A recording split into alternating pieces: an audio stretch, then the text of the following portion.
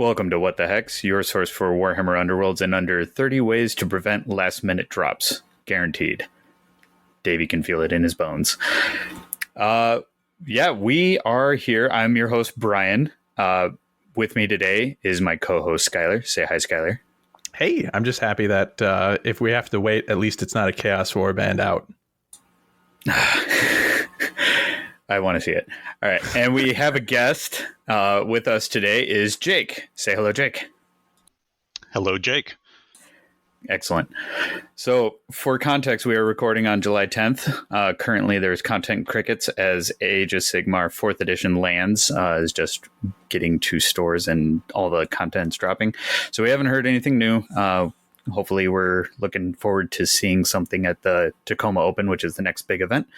But in recent history, this past weekend was the Goonhammer Open event with a brand new Underworlds World Qualifier tournament, which Jake here, our guest, had the audacity to attempt to run himself, and he's going to explain why. So today's topic is a part of our beginner series, how to run your own event. Whether it be event organizing or tournament organizing. We want to try and help guide people to stepping up to the plate and foster their community. So, guys, we'll jump into community shoutouts before we get into the main topic. We mentioned that this was part of the Goonhammer Open. So, Jake, could you give us a little rundown on what Goonhammer is as you were affiliated with them? Yes, so Goonhammer is a fairly prevalent website for the gaming circle, I guess. They cover everything from all the different flavors of Warhammer to Battletech to Shatterpoint, Dungeons and Dragons, Magic the Gathering. Basically, if there's a nerdy game that people like to play, there is likely some kind of coverage on Goonhammer for it. They also have a lot of hobby articles, so if you're just in it for the painting or kit bashing or anything along those lines, they've got a lot of stuff up that alley. Yeah, I've been familiar with them with Warhammer, like 40K articles. They usually do reviews of battle tomes and codexes as they come out. And they also do excellent cartoonish art, which is great for memes. But now it's going to be exciting to see some Underworlds content as well. You said that you're going to be writing up some articles, and you're not the only contributor now for Underworlds. Yeah, that's right. So a long time ago in the pre-COVID land, I guess, I don't know, it was a long time ago before I was into Underworlds. They did have a couple articles, a few writers that did Underworld stuff, but it's kind of fallen off in the last few years. And then I guess the fact that I just would never shut up about the game in the Discord made someone think that, hey, maybe this guy can be shoved over in a corner and write something about the game instead of bothering us about it. So that's what I plan to do. And there's a couple other people that have also expressed interest. So there should be at least a decent flow of Underworlds articles showing up on the main page there soon. Fantastic. Yeah, I remember there was some articles, but of course with the pandemic, everything kind of dropped off a little bit, and it takes a while to get things going again, as we all know. So, but that's fantastic that you've stepped up to the plate and you'll be contributing as well as event organizing. I assume the event went well at Goonhammer Open? Yeah, I thought it went well because nobody tried to stage a coup midway through the event, which right. I guess is good enough. Excellent. Yeah, we'll get into some detail about that in a little bit, as well as detail about yourself. But you've handled being thrown directly into the community shout out very well. As well, I'd like to shout out the Battle Mallet Tournament Organizer Guide. It was a reference developed by the Battle Mallet crew, recognizing that there was kind of a need to help facilitate people running their own events locally. And they made an outline so that you can kind of run your own event and change it as you see fit, depending on the event you want to run. We'll make reference to that a couple times during this episode, so I wanted to shout those guys out again, as well as their tournament organizing guide outline. Fantastic resource. Skyler, you got something you want to shout out? Yeah, absolutely. So another tool for as you're adminning an event, or running an event as a TO, however you want to slice that verbally. there is a quick access like FAQ and errata resource out there. It's one that we've shouted out once upon a time before when it first emerged. However, the team behind the site has been hard at work, and this website is underworlds-faq.info. And if you go to the site, you can search all in one place across all the 3 living documents that exist. So you don't have to remember which living document it is, and is it an errata, is it an FAQ? You can just go there, hit start, type in your search, and very quickly you'll be rewarded with entries that match your search criteria. And they've even added filters, so you can filter down to FAQ or rules errata, or have both, which is on by default. And I just think, as you're TOing an event, it can be really hard to find that rules question in a pinch, and this resource helps cut down that time immensely. Not having to stumble through 3 different documents. You can just right there on the spot find the answer to what you're looking for and get the players back to their game with confidence. Yeah, fantastic resource. I know that when I was at Worlds, I had printed off each of those, and while that was handy, a digital version is also extremely helpful. So looking forward to having that at my fingertips. So as we continue on, I just wanted to make a side note here for, we're going to say EO or TO. Basically, that stands for event organizer or tournament organizer. Going to use those pretty much interchangeably. Only difference being if you're like in a competitive event tournament setting, such as what we're going to be talking about today, it would be a tournament organizer. But this whole episode kind of also pertains to event organizer. If you're trying to go for more of a narrative bend, or you're trying to do like a learn to play event, event organizer would also qualify as the title here. So just wanted to me tossing a wrench in the mix and also calling it adminning. That's fair. I mean, it is, yes, all of the above. Square, rectangle. Or herding cats, which is what it feels like sometimes. Yep, that is true as well. We like to keep the technical terms on the down low, Jake. Oh, sorry, herding felines? Yeah, humans are chaotic, and that's why chaos is the best grand alliance. So I'm going to turn the what the heck is going on with you into a introduction for Jake here. Jake, who is you, and what's your gaming pedigree? All right. So I have been a bit of a gaming nerd off and on for a while. I think the first really big plunge into the sphere I took was back in like 1995 when I got into Magic the Gathering, which I have played off and on, but mostly on for about 25 years. It's kind of tapered off in the last couple years for a variety of reasons, but I've also dabbled in Warhammer Fantasy Battle. We did a little bit of Mordheim. I don't think we ever actually read the rules for any of these, but we got the books and some models. It's the best way to learn, right? Yeah, I distinctly remember some Mordheim games with like tissue boxes and Coke cans on somebody's dining room table. Oh yeah. So yeah, this was the good stuff. That's how I started a 40K with the improvised terrain. What factions did you play in Warhammer Fantasy Battles? I don't know if I really played, but I had Wood Elves and oh gosh, what were the Warriors of Chaos? They had some cool name. I remember having the book that had like the skull and all that on it. It was nice. Yeah, Warriors of Chaos for the longest time. Now I think Slaves to Darkness is something they've been called before, but now it's the Battle Tome title. So yeah, I might have 2 Dark Oath boxes sitting next to me right now, but that's for later. Nice. I also did some like RPG type of stuff, little Dungeons and Dragons, Mutants and Masterminds, that kind of stuff. And then more recently, in I guess like 2021, I started to get back into 40K a little bit. It's like, hey, I vaguely remember this. One of my coworkers actually started talking to me about it, and I got to reminiscing, picked up the game, started playing, and then he immediately left for another job. So I'm like, cool, now what am I doing? Rough. Yeah. I've played in a couple RTTs and GTs since then. But honestly, the time commitment is very rough with that game. Just both for like hobbying, because you have an entire army to paint. The games take like 2 to 3 hours if you're quick at it. Right. And then just the number of reps that I was finding that I needed in order to get familiar with it and actually try to get good at the game. 40K is Brian's first love. I think without 40K, neither of us are here today. Yeah.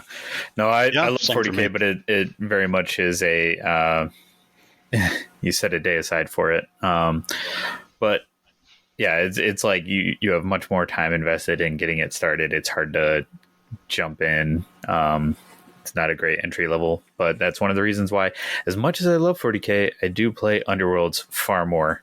It's just more accessible. So what transitioned you into Underworlds, and when did that start? So I can clearly remember the day. It was during the Nova 2023 previews. I was watching it, to see what was going on, checking out all the new models. Online. Okay. I have not yet been to Nova, but I am going this year. Excellent. And I was wondering. So am I. Excellent. Awesome. I was wondering if you were in the same room with us at Nova, but you will be able to meet Phil, Skyler, and Davey this year. Oh, excellent. Yeah, they're all going to Nova. It's going to be great. I'm so sad. Yeah, well, and to make sure that nobody knows which plane to take down, we're evading that scenario entirely and road tripping.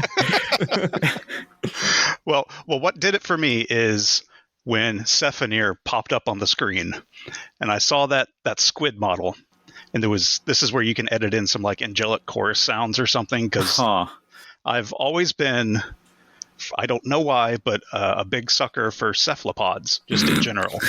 Yes, that was intentional. You're not a dad, right? Oh, yeah, definitely. But I made the bad jokes before then, even. Yeah.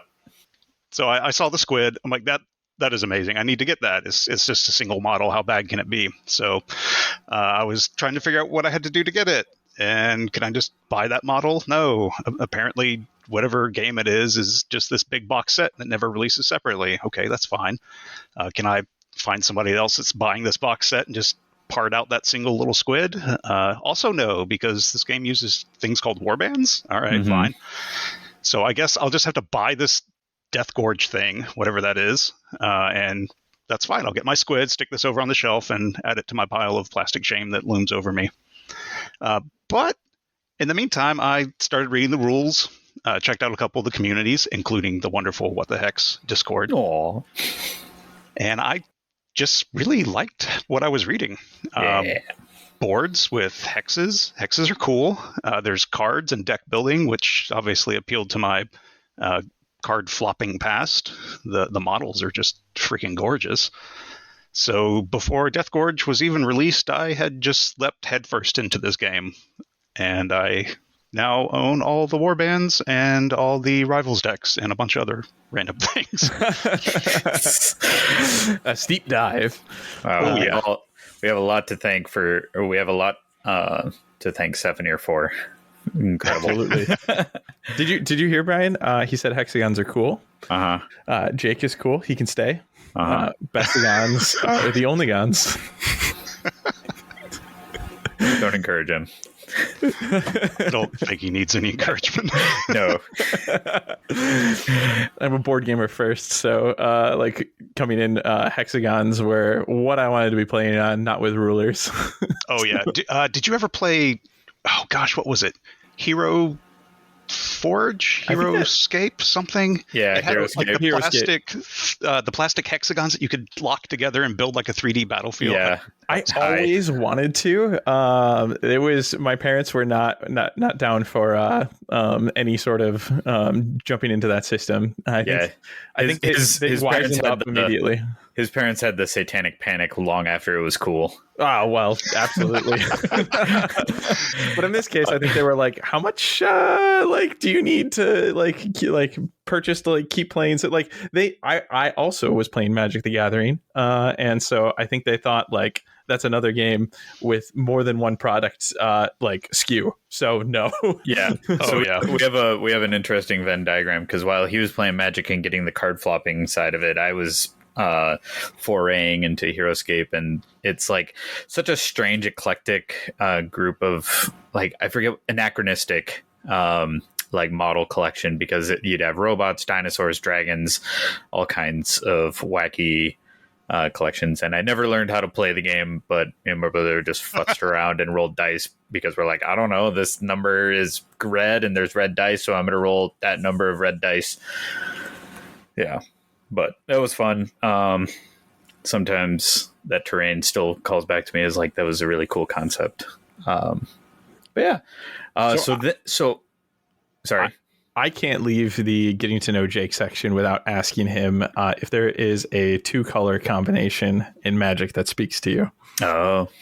So basically any pairing with black is my jam. Yes. I have a framed, signed Necropotence art over my desk right now. And that was my buddy got a copy of the Necropotence card signed for me as well. So I have that sleeved up next to it. That's awesome. Don't mind me as I look up Necropotence. So it's the one that has like the skull guy on it, not any of the other newer art. Is the one where he's really cool back then. Is that where he's like slouching? No, no, that's Necro-impotence. One of the parody cards. We're talking about the one that looks a little bit like Darth Vader, yeah? Sure. Or further back. Honestly, he's got a little swirl in the middle of his forehead that looks a lot like the one on Sephenir. I never quite pieced that together until now, but everything in my life is clicking into place and makes so much more sense. I'm also looking at a proxy right now, so I was like, wow, this looks so much like Darth Vader. How did I... It's like, wow, this actually is Darth Vader. Yeah, no, okay. I'm looking at the legitimate card art now. That looks awesome. Oh my God, that's Darth Vader. And not to go off on too much of a tangent, but this is also kind of one of the places where this card was when I felt like I kind of made my transition from just kind of, I'm looking at the Darth Vader card now. Right. But the whole concept of this card is that it has like all these downsides baked into it, and you have to pay life to do anything. But what you're doing is you're turning your life into a resource in order to gain more of another resource in the game, which is also fits with Ideneth. Well, oh yeah, I need to play Ideneth at some point. Yeah, I was gonna say in greater AOS, and that's actually what I was drawn to with like black as the Magic the Gathering color too. So my favorite was Orzhov, so black and white. Nice. Yeah, I used to have a vampiric deck with like lifelink as a focus and stuff like that, where I was just constantly like paying for things with health and then lifelinking it back from vampires. And I've always wanted more of that in Underworlds, where I can damage myself to like deal or do more to the enemy. I'm hoping we get more of that down the line. That'd be neat. That would be neat. All right. So, but I don't want to gloss over the fact that you started with Deathgorge. You started the game with Deathgorge, and you're already running a world qualifying event. How dare? So I have a history of making, I guess we can just go ahead and say it's dumb decisions. For a while, I had this yearly goal of just trying to learn some new skill or do something, because why not? So like one year I taught myself how to juggle. And then another year, I learned how to do a Rubik's Cube. And then another year, I'm like, hey, I should run a marathon. That's a little harder than either of the other previous things. So I did like the Couch to 5K program, ran a 5K, and then signed up immediately for a marathon. Wow. That's not probably the most intelligent way of doing it, but I did it, and that was cool. So I feel like this is kind of similar. I just jump into things before I am remotely prepared to do it, and weirdly it usually works out. So I haven't learned my lesson yet. Yeah, it's definitely like a life lesson to just be like, just try it. Like it spawns so much more success than you'd imagine. But a lot of people are just afraid to get off their couch, like me. Hi, I don't want to. So you went from not knowing the game less than a year ago to running a world qualifying event. So that's why we wanted to talk with you, is because we just kind of wanted to demonstrate how easy it could be to run an event and foster a local scene and build it up. That That's awesome. It's super Wow. cool. Easy is an interesting word choice there. It is possible. Like It's possible. Yeah, like we heard all of the other forces of sheer will. Honestly, if I can do it, anybody can do it. I played like my 50th game of Underworlds the weekend before this, so I'm still getting a feel for the game. I'm fairly new to it, but yeah, and you can do it. And what I mean to say about it being easy is nothing says that you have to be a grandmaster at Warhammer Underworlds in order to run a Warhammer Underworlds event. You definitely don't have to be able to win your own event. Like, there's no way I would be able to do that. Yeah, there's no sort of credentials or gatekeeping. Basically, if people have different strong suits, whether it's like the painting aspect, the deck building, the playing, or what have you. If you're a Renaissance man and do it all, that's cool. But like some people are actually just really great at facilitating the game, and that might be your strong suit. And we wanted to kind of demonstrate that as an option and make a how-to guide on it. And it could just be the trick to getting growth going in your area too. Absolutely. Davey and Phil, they used to jam games just against each other. They would host, an event, and they'd get it posted, advertised. I can't speak to, how thoroughly advertised it was, but, at least, in a few channels so that people are aware there was one locally, and day of, it would just be them. And it's nice having somebody there with you. So it's not just you disappointed that your event didn't fire. Instead, you get to just jam games with a friend. You're still getting to play and participate in Underworlds. But, over time, that spark grew, and this last league that we ran had 26 plus players in it. Like, oh my gosh, that is awesome. Lost the number. It just blew my mind. Yeah, so like what Skyler's saying is experience may vary. Like Jake, in your case, not having a local scene of your own, or at least you didn't. That's not where you jumped into. You jumped into a Goonhammer convention that they were running, and you added your event to it. You opened an avenue for people, and people took that up, and that's fantastic. So I did kind of manage to have a bit of a scene. As I was getting into it, I was going to one of my local stores and, rooting around in their Underworlds products and buying everything they owned. And one of the guys that works there, hey RJ, saw me buying all this Underworld stuff, and he's like, hey, I used to play that game. Do you want to play at some point? So we started showing up. I think it was like twice a month on Thursdays. And it was like an announcement on Facebook to try to start up an Underworlds night. And like you guys said, the first 2 or 3, it was just the two of us playing games. And then a couple other people would walk by and be like, oh, I used to play this, or that looks fun. And we actually got up to 10 people at our clash that we ran right before the Goonhammer Open. Oh, hell yeah. I didn't realize that. Yeah, that's awesome. I didn't mean to dismiss your local, but I was just trying to... How dare you? I was just trying to illustrate how in the World Qualifying event, you had conveniently, you had a convention nearby that you could jump into and open an avenue for people to take you up on that. It's also fantastic to... What? What an awesome move to reach out and be like, hey, notice you didn't have Underworlds at your convention or your event, and you should. And I would do it. How could you be messing up so hard? Yeah, I was like, hey, is anybody interested in running an Underworlds event? Because I really want to play. That was the whole reason. I just wanted to play this game. And they're like, nope, nobody's offered to run it. I was like, well, all right, I guess I could do that. And luckily it timed right when AOS 4 was coming out. So they elected not to run an Age of Sigmar event this past weekend. Oh, wild. And they had room to add another event. Wow. So that's how we got Underworlds in.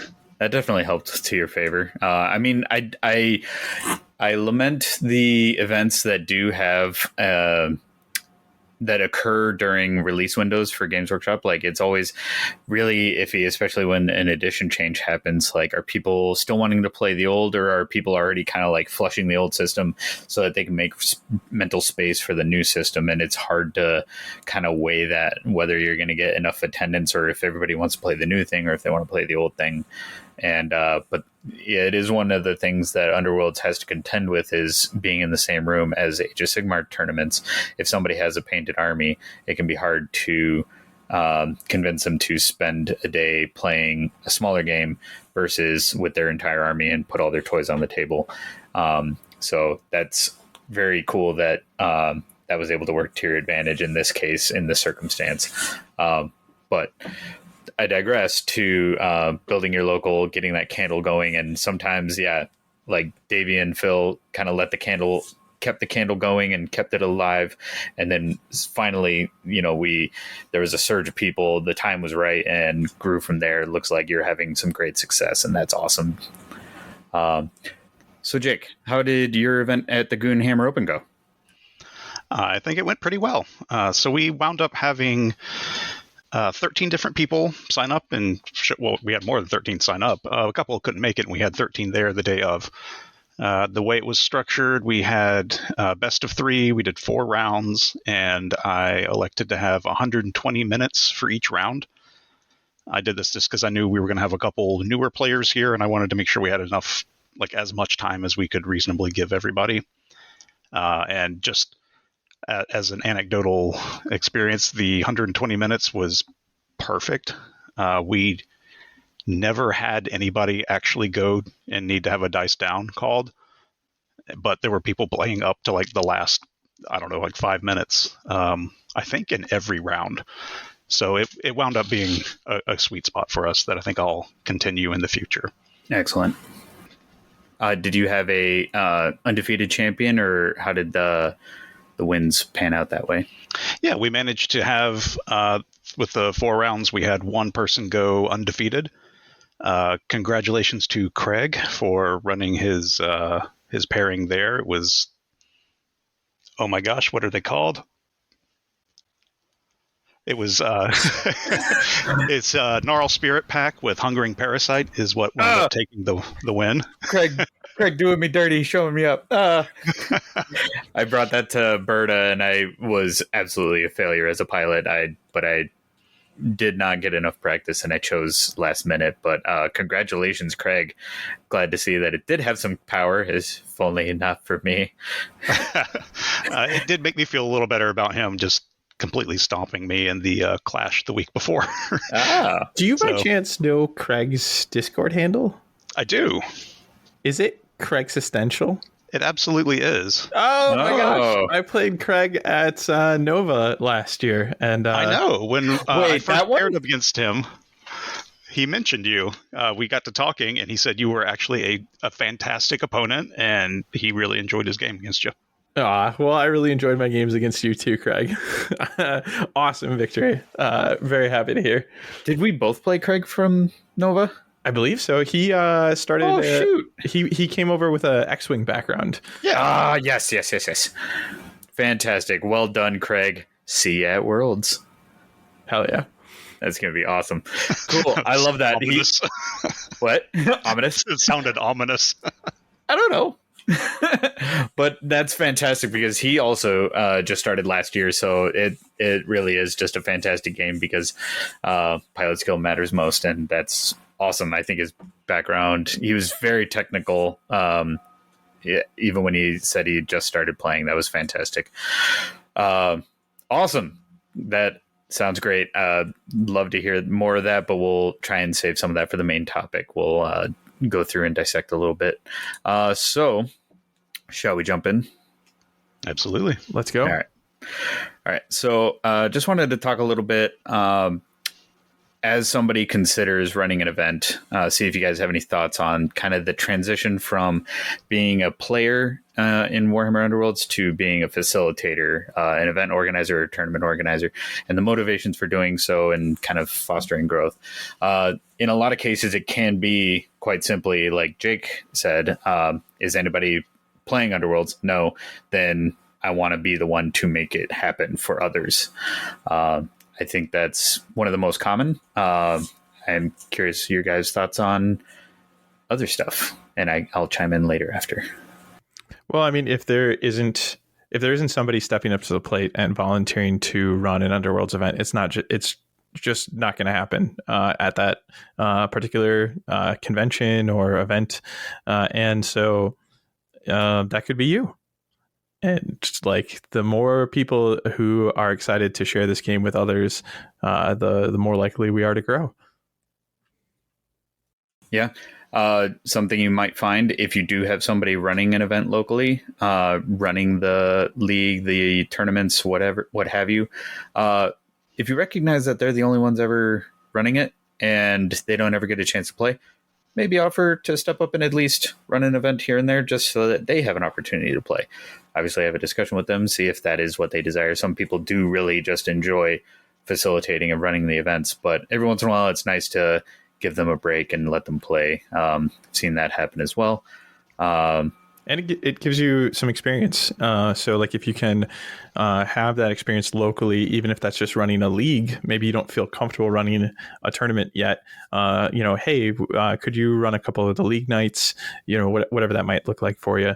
And be ready to answer questions, not in games. If any new people come over and are interested in the game, you'll kind of be the ambassador in those moments. Stuff like that might give you confidence to then jump into running an event.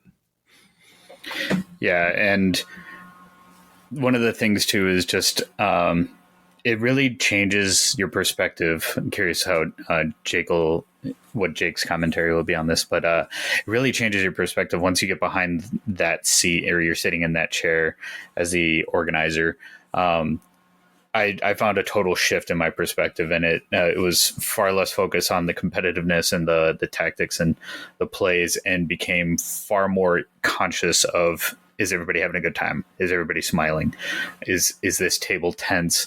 Is that table, where'd that player go? Did they just go to the restroom, or did somebody drop and storm off? Like you become a lot more attentive to that, and I enjoyed having that like sense of responsibility for everybody's fun and making sure that everybody had a good time and enjoyed the game that we enjoy so much. Did you have any sort of a profound shift, either one of you? I'll let Jake start. I don't know if I've had a profound shift, but I do know that when I was previously in events, I would kind of, put the blinders on and just look down at my board and what the opponent and I were doing in our own game. But I can definitely see kind of having a little more situational awareness of the other games around me now that I've just stared at six games ongoing. And I think that'll be kind of cool. I haven't played an event since then, but I am looking forward to it. Hell yeah. For me, it's a bit of my personality is kind of baked into facilitating fun. It's just something I've learned about myself in the board gaming hobby. One of my favorite things to do is discover a game that I enjoy and just want to share it with others. And so I guess I wasn't too shocked to find that extended to Underworlds as well. It's when you're confident that it's something that you enjoy. I definitely want to jam more games playing it. But I don't need to sit there and jam more games to convince myself that I enjoy it. So instead, I get to focus on sharing it with others and seeing if I can't spark that joy in other people's or for other people through the game itself.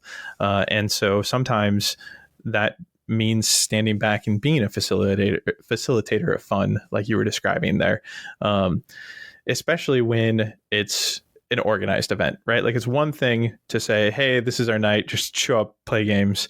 And I still like, somebody to kind of like own point on if new people were to show up that night and how to like welcome people into a night of gameplay. But when you're structuring something like a league or an event, then you are indeed facilitating that for others, and it's up to you to steer the ship.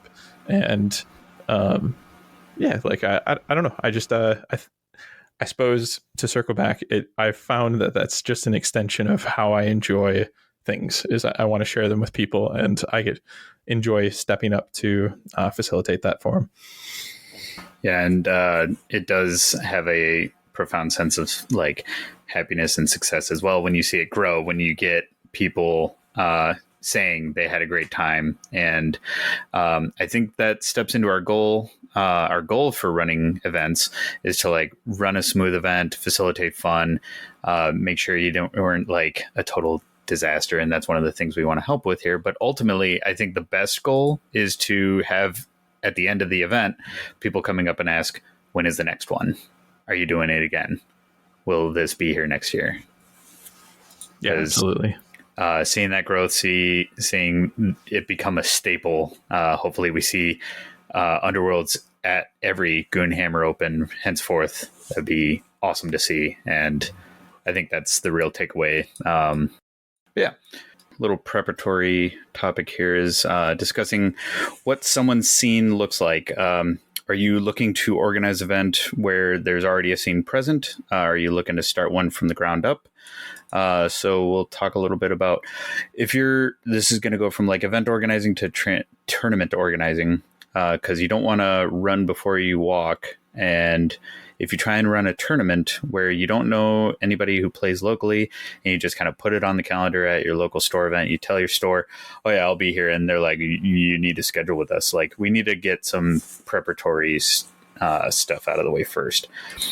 So first, kind of assess what your local scene looks like. Is there a player base for Warhammer Underworlds, or do you need to grow it yourself? Like Jake was saying, went to the store, kind of had an interest in the game himself, struck up a conversation with the store owner, and started playing games with the store owner. It's a great way to get yourself playing games. And then as people see you having fun, people want to join in on the fun. So it could be as simple as that. Transitioning then to like running events like Skyler has done, doing learn to play events where you have a conversation with the store and be like, hey, I'd like to just simply show up on a day where, you know, they have some table space available. They have maybe some similar skirmish games in the area. And just doing a learn to play event where you just put up a sign and you say like, come learn Warhammer Underworlds, and basically be available to teach people how to play. Yeah. Can I jump in there? Yeah, absolutely. Add to that. Yeah. So when you're looking to set up learn to plays, make sure that there's some sort of advertisement that's going on. So talk about not only obviously scheduling the time, you know, with the store, but also seeing, you know, what they can do to encourage players. You might even say, you know, hey, if, you know, anybody's coming in to pick up, you know, Warhammer products, especially Age of Sigmar products, would you, you know, just mention, you know, that I'm going to have a learn to play coming up for Underworlds. That might get you some foot traffic into your learn to play. And I think most importantly, when you are there day of, have some sort of signage that's encourages people to talk to you, that is an icebreaker. It grants people kind of permission to step into that bubble and you know, see what it is that Underworlds is, and because otherwise people just kind of assume that something's going on over there, and a lot of people will keep their distance. But some sort of signage, and even then some encouragement potentially from, you know, the store during the event as well, can do a lot to make people feel welcome to coming over, even if they were just stepping in on that particular day and wasn't aware that you had to learn to play going. And then the other thing I'd add is try to bring a buddy with you if you can, because there were multiple learn to play events that I ran where it was just me. No. Yeah.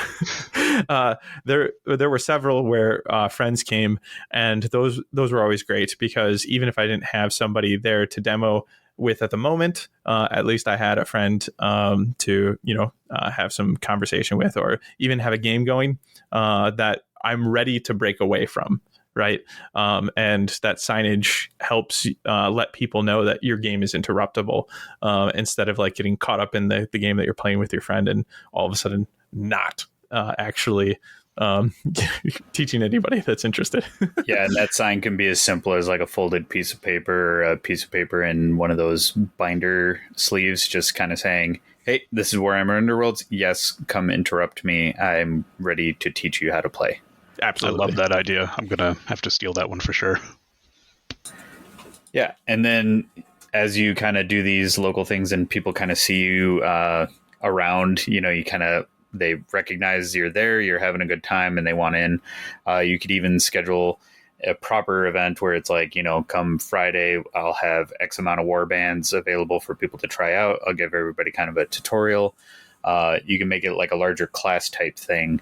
But these are different ways to grassroots it. But eventually, kind of fast forwarding, because we've talked about how to build up your local scene before, when you actually start running events, maybe start with a rivals tournament, kind of a beginner level thing, get everybody comfortable with getting games in under a certain time limit, and then transition further from there to like Nemesis events. As your scene gets healthier and you have more regular attendance, you're not kind of going, oh, I hope the 2 or 3 people show up. When you have dedicated people who want to be playing the game regularly and show up for events, you can also talk to your store, get a organized play kit to kind of have some bait as like tournament prize support, alternate art cards, swag, acrylic tokens that can all help kind of draw people to like, well, I could just play with my friend in my basement, but if I go here, I can get some swag. Nerds love collectibles. That's huge. Now, something that people don't realize about organized play kits is they do cost the store something. They're not sent like free of charge from Games Workshop. And this is true for a lot of game companies out there. I won't say all. I think that there's probably some out there that kind of self-advertise by allowing you to apply for an organized play kit. And just having 1 cent. In this case, you'd be getting it through your local game store. They're definitely the individual to talk to get that conversation going. But it will likely come at a cost to them. And so I've seen situations where that cost gets passed on to you. And so that's something to keep in mind, is that they might expect, kind of like tournament entry fees to help pay for that. And that is a totally reasonable way to handle that, is to have an event fee. Other stores I've seen are willing to say like, hey, if you have like X amount of people, coming in the store, or you're looking to get this off the ground, we'll kind of invest in you, we'll help you out, and we'll cover it, at no charge. And I don't think that there's a right or a wrong answer as a friendly local game store there. Like each shop has kind of their own way that they operate, regarding that. But just, that should be part of the conversation. Is this going to be passed on to me? Is this something that we can handle with event fee costs, something like that? I just don't want people to go in blind, thinking that an organized play kit's going to just materialize. So I just wanted to mention that real quick. And to jump into running Rivals and Nemesis there, I think so. Rivals is definitely the best way to say like, hey, you can come with something you bought and you can just start playing. But if you want those same newer people that you might attract with a Rivals tournament to come to a Nemesis tournament, you can always grab some pre-made decks tossed together. Like if you have multiple warbands and you're willing to let other people play with your stuff, jump on Battle Mallet and grab a couple of their decks, toss them together, have them ready to go. So when somebody is like, I was hoping, and you can even advertise this, right? Like, you can come learn on the fly. We've got decks for you available, especially if, it's kind of positioned as a casual Nemesis tournament versus, like this is a world ticket, Nemesis tournament. One of the things I want to stress is the friendly local game store. Unless you got a really cool place that you want to invite everybody to hang out at, we need our friendly local game stores. So support the store however they want to go about the organized play kit. Just make that an open conversation with them that you kind of work towards something you're both happy with. And obviously encourage your players to support the store as well. And even if there's like a small entry fee or something, that can get turned into store credit. That'll help the store. That'll, because you can't really foster a community without somewhere for the community to go to. Right? Exactly. So yeah, as you run these events, talk with them ahead of time, make sure you don't have a conflicting event also going on the calendar as well. That can be awkward. Yeah, Magic pre-release, not the day. No. Do your best to avoid that. Sometimes it's unavoidable because they don't always announce or make it clear. But sometimes I think we've had it where we scheduled far in advance and suddenly they coincided. But yeah, we generally try to plan our quarterlies 3 months in advance, and sometimes that's not enough time for Magic the Gathering to sneak a pre-release into the same weekend. Yeah, are they always on a certain day or? No, they change calendar year. Yeah, joy. Mm-hmm. All right, moving target. Awesome. But are they always on like Friday, Saturdays, or? That's going to depend on your store. So as to Friday which day Night they host Magic, them. Friday Night Magic is a pretty big thing that Wizards of the Coast pushes.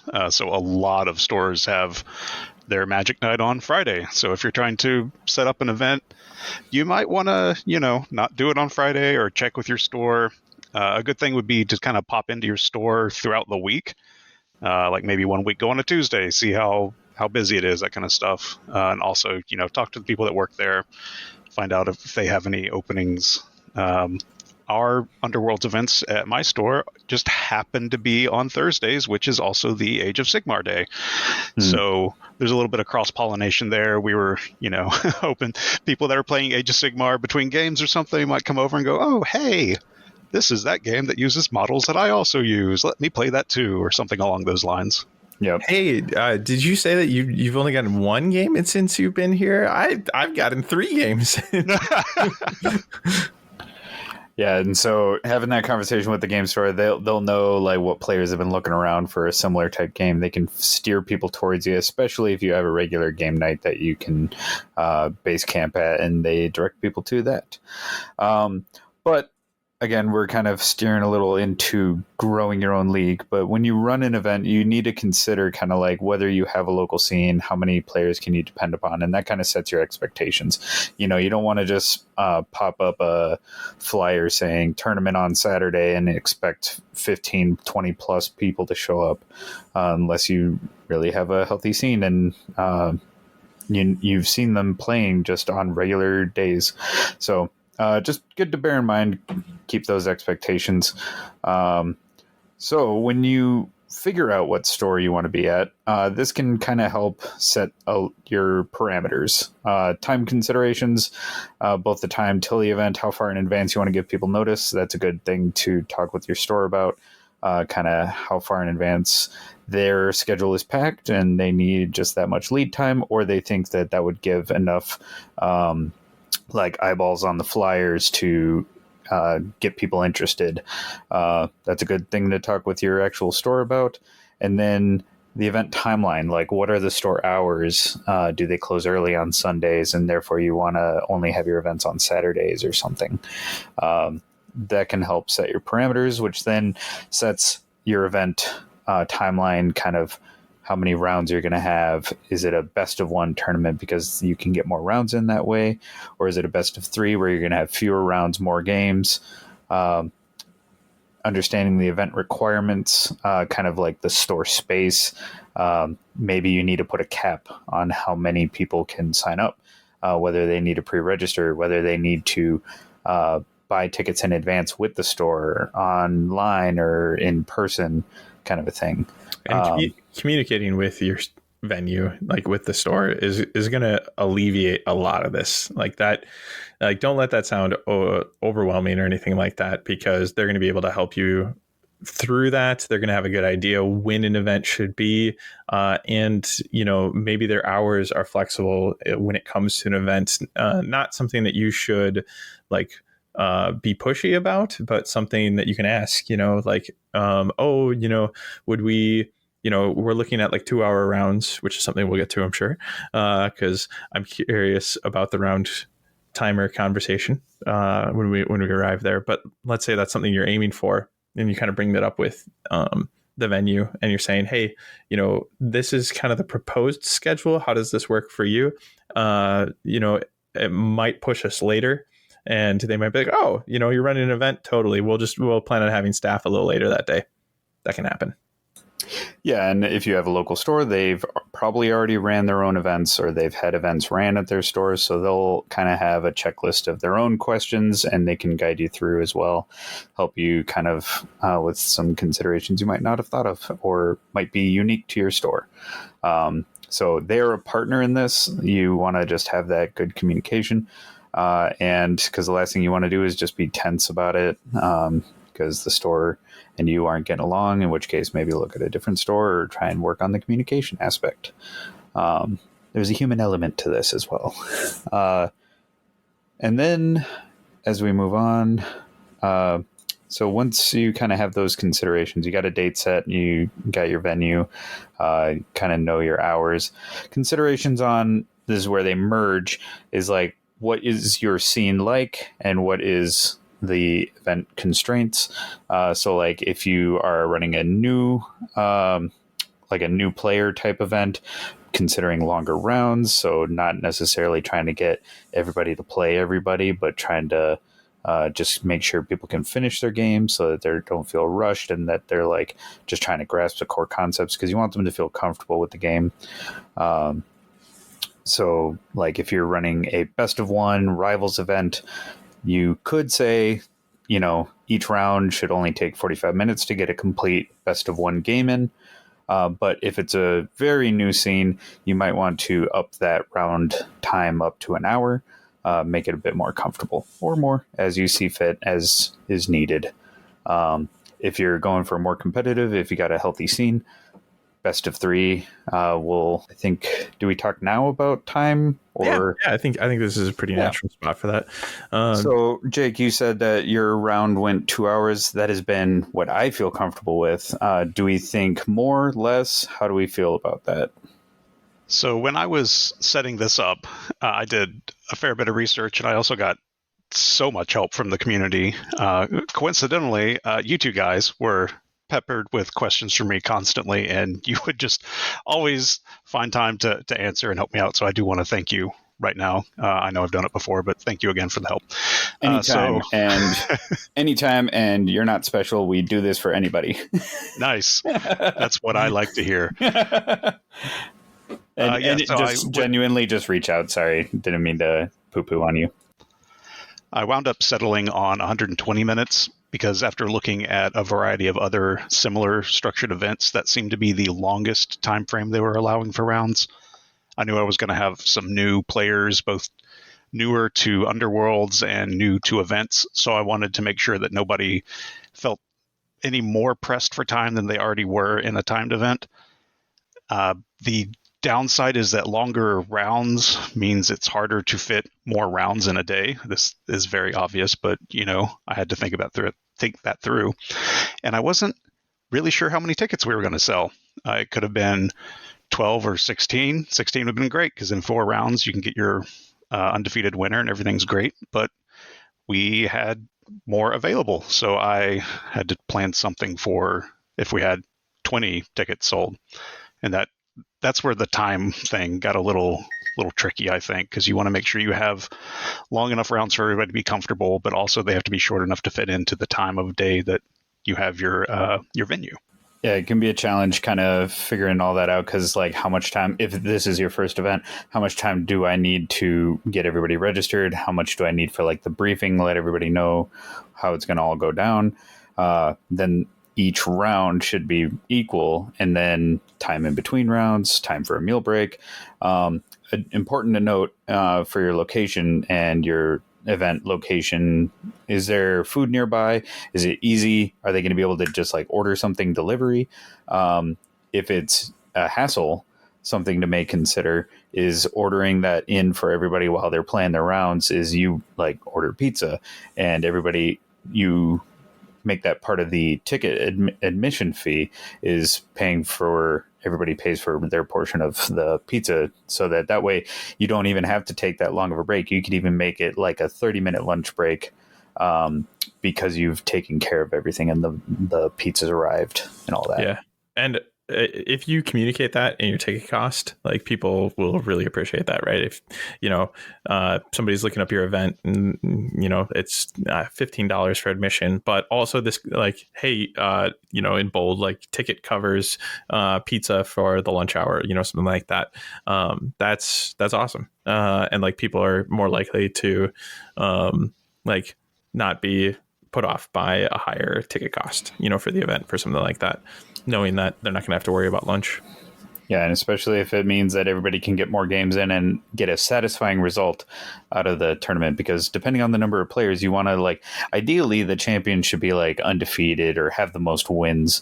But when you get larger and larger events, it's harder to squeeze that in. And so you might even consider going to a 2-day event where you just don't have enough hours in the day to get an undefeated player or a player with a satisfying number of wins compared to any other contenders. And therefore you got to go to a second day.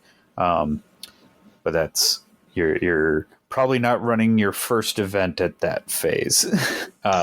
So the timing thing, that's something that you and I worked on. It was a lot of considerations.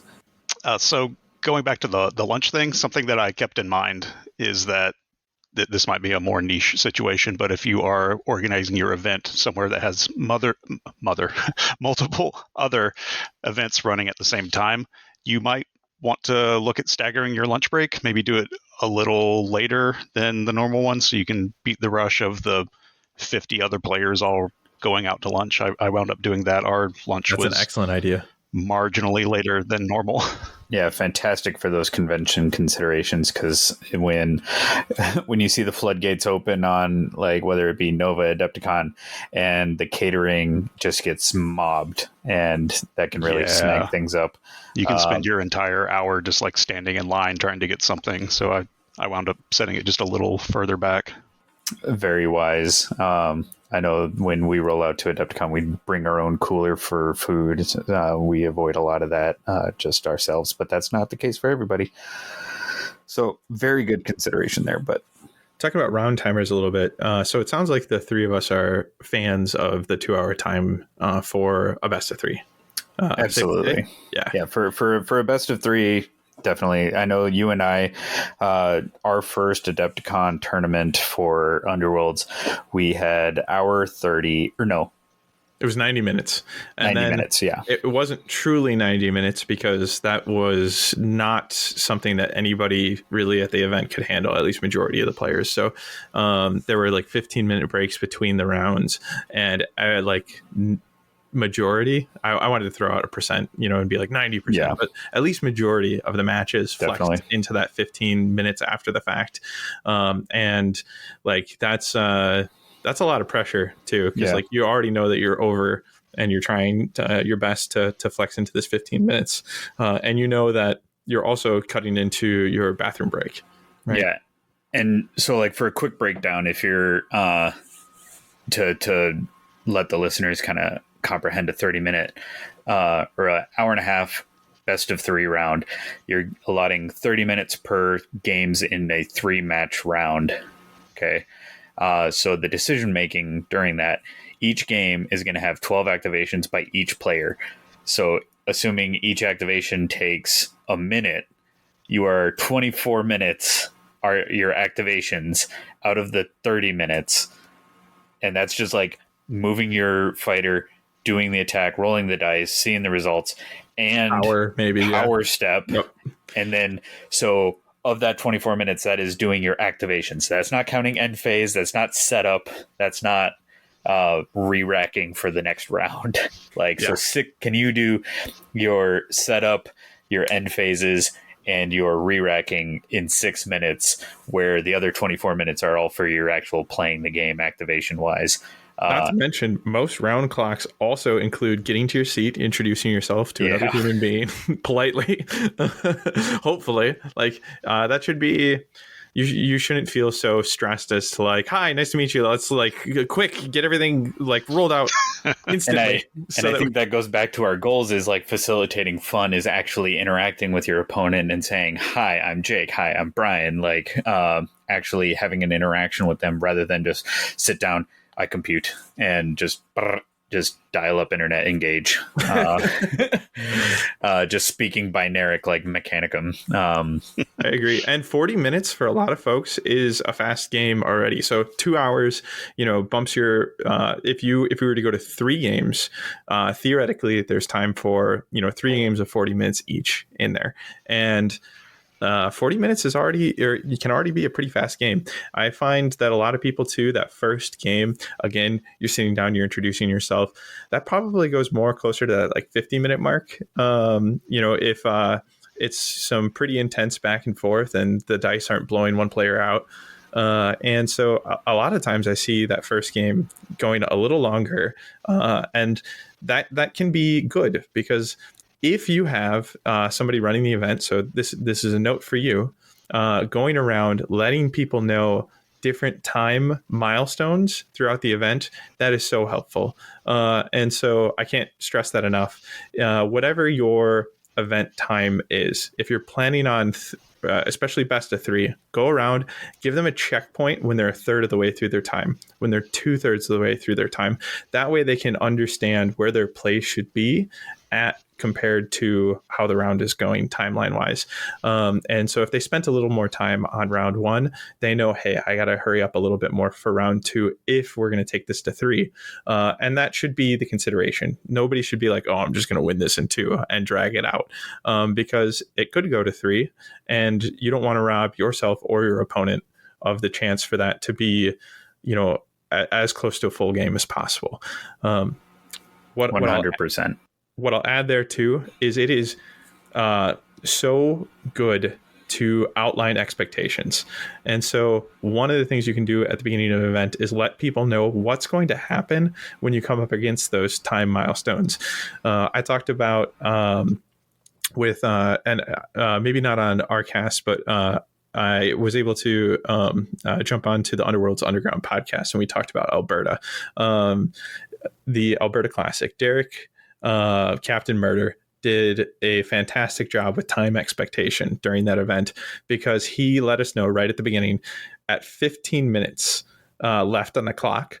I'm going to let you know that there's only 15 minutes left on the clock. So if you're going to start a third game, know what you're doing going into that you only have 15 minutes left. Or if you're in that third game, you at least know we're really winding down on the clock. But even more importantly, he let us know that at 5 minutes left in a round, he would announce that, and you would not be permitted, essentially, to play past the current game round you're in. So if you're on game 3, round 2, that's the final round. Even if you're about to go into end phase, that 5-minute marker marks the last round of play. And then at 0, no matter where you were, it was dice down. Is that true? Maybe not the 0, but I thought the 5-minute marker was what was so helpful there. Knowing that when you heard 5 minutes that you were already on your last round was really helpful. Knowing that you'd get 15 minutes heads up too. So, oh my gosh, I only have 10 minutes left to get to whatever the final round is going to be. That all helps everybody understand what is going to happen, and it doesn't leave things to be murky and unclear and uncomfortable. Yeah, that pre-event briefing, I think, is really key because it gets everybody on the same page. I did one of those as well. I wrote up some notes, and as everybody gathered together, I read over it, and it basically just covered anything from the player packet that I thought would be like a key item, because I know that all the players totally read the player packet all the way through, of course. Yeah, 100%. Always. Yeah, every time. But just in case they didn't, I thought it would be good for a refresher. Yeah. So, for instance, at this event, I made sure to highlight the round times, let them know it's 40 minutes per game, roughly. I used the Battle Mallet player packet template to do a lot of it, so you can reference that and get a lot of the same information. That's also how I handled dice down. I used the Battle Mallet method. And also adding in the 7 glory differential cap. That's just another thing we'll probably talk about. But anything that's out of the norm, it's just nice to kind of bring up before anybody starts rolling dice, before they get to the point where they're going, oh, well, I didn't know it would be like this. I might have played a little differently, something along those lines, just making sure everybody's on the same page. Mm-hmm. Absolutely. And it sets that tone so that there's no dispute later. That way everybody kind of like, if somebody's just like, well, no, because like they want to argue about it and try and get a win or, you know, leverage their current position. It's like, no, we all understood. The briefing was clear. The packet was clear. And that was something that very much came in handy at Worlds. It was kind of like we all understood what the tiebreakers were. And it was like, you know, people, you know, unfortunately, dice don't go your way. You wind up lower than you feel like you should, or you less performance wise than you wish you had.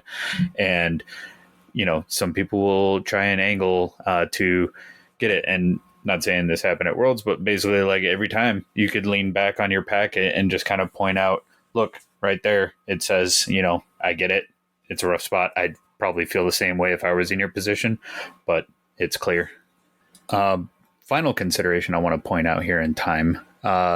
Josh, Bucci, you don't get to say how fast people should be playing. You're an anomaly. Agree wholeheartedly. That man is lightning fast, and he told us I want to hear from his partner out there who did this with him, but he said that there was a best of 3 that they played in 24 minutes. That is absurd. Like the entire best of 3? Yeah. Oh my God. He said that they were rolling dice, picking them up, and removing fighters as the dice were still settling. Like, is Jesus. Is mind-boggling to me, because when Brian and I prepped for our first Adepticon, we knew the round timers were, you know, at 30 minutes a game, you know, like at that 90-minute marker, and it was like we were playing practiced warbands. Like I knew what I was fighting because he was playing the same warband. Like I knew how to play my deck, and the best we could get games down to was 36 minutes between the two of us. That was our fastest, and it was like, even at our fastest, like we're not going to make time at this event. So yeah. So bringing that time consideration conversation full circle here that's why we all feel very strongly about 2-hour rounds. Hour and a half is very blitz. I feel like the game is just more complex, and so you're going to overwhelm a lot of players, I think, if you go for a tighter time constraint. But if you have a very experienced group of players, or maybe you had your second day cut and you're now in the championship rounds and you want to make the champions play harder, that might be a consideration. You can run the event however you want, but our recommendation would be the 2-hour rounds. I think more than that, you get into very relaxed play, and that's fine too. Like Worlds had 3-4 hour rounds. It was wild, but everybody got to play to their fullest and full capacity. So depends on your time constraints, because Worlds had 4 days to do it. I think 2 hours is absolutely the sweet spot for best of 3. And I think the biggest rebuttals I hear to that timer is either that they didn't get to play more individuals, right? So they just wanted to be able to fit more rounds in, or B, and I usually think this one is the louder of the two, but the first one I think is more valid. People will say, well, what if I win my games in 2? Then I got to wait around. And it's like, well, I'm gonna fill you in on something possibly surprising here. The other person you just played a game with is also done. Go ahead and enjoy their company. Yep. Maybe even volunteer to play another game with them. Like we're interacting with a community of folks, and if you get done with your matches early, then rest, relax, use the restroom, or strike up conversation and find out who this individual is that you're enjoying games with.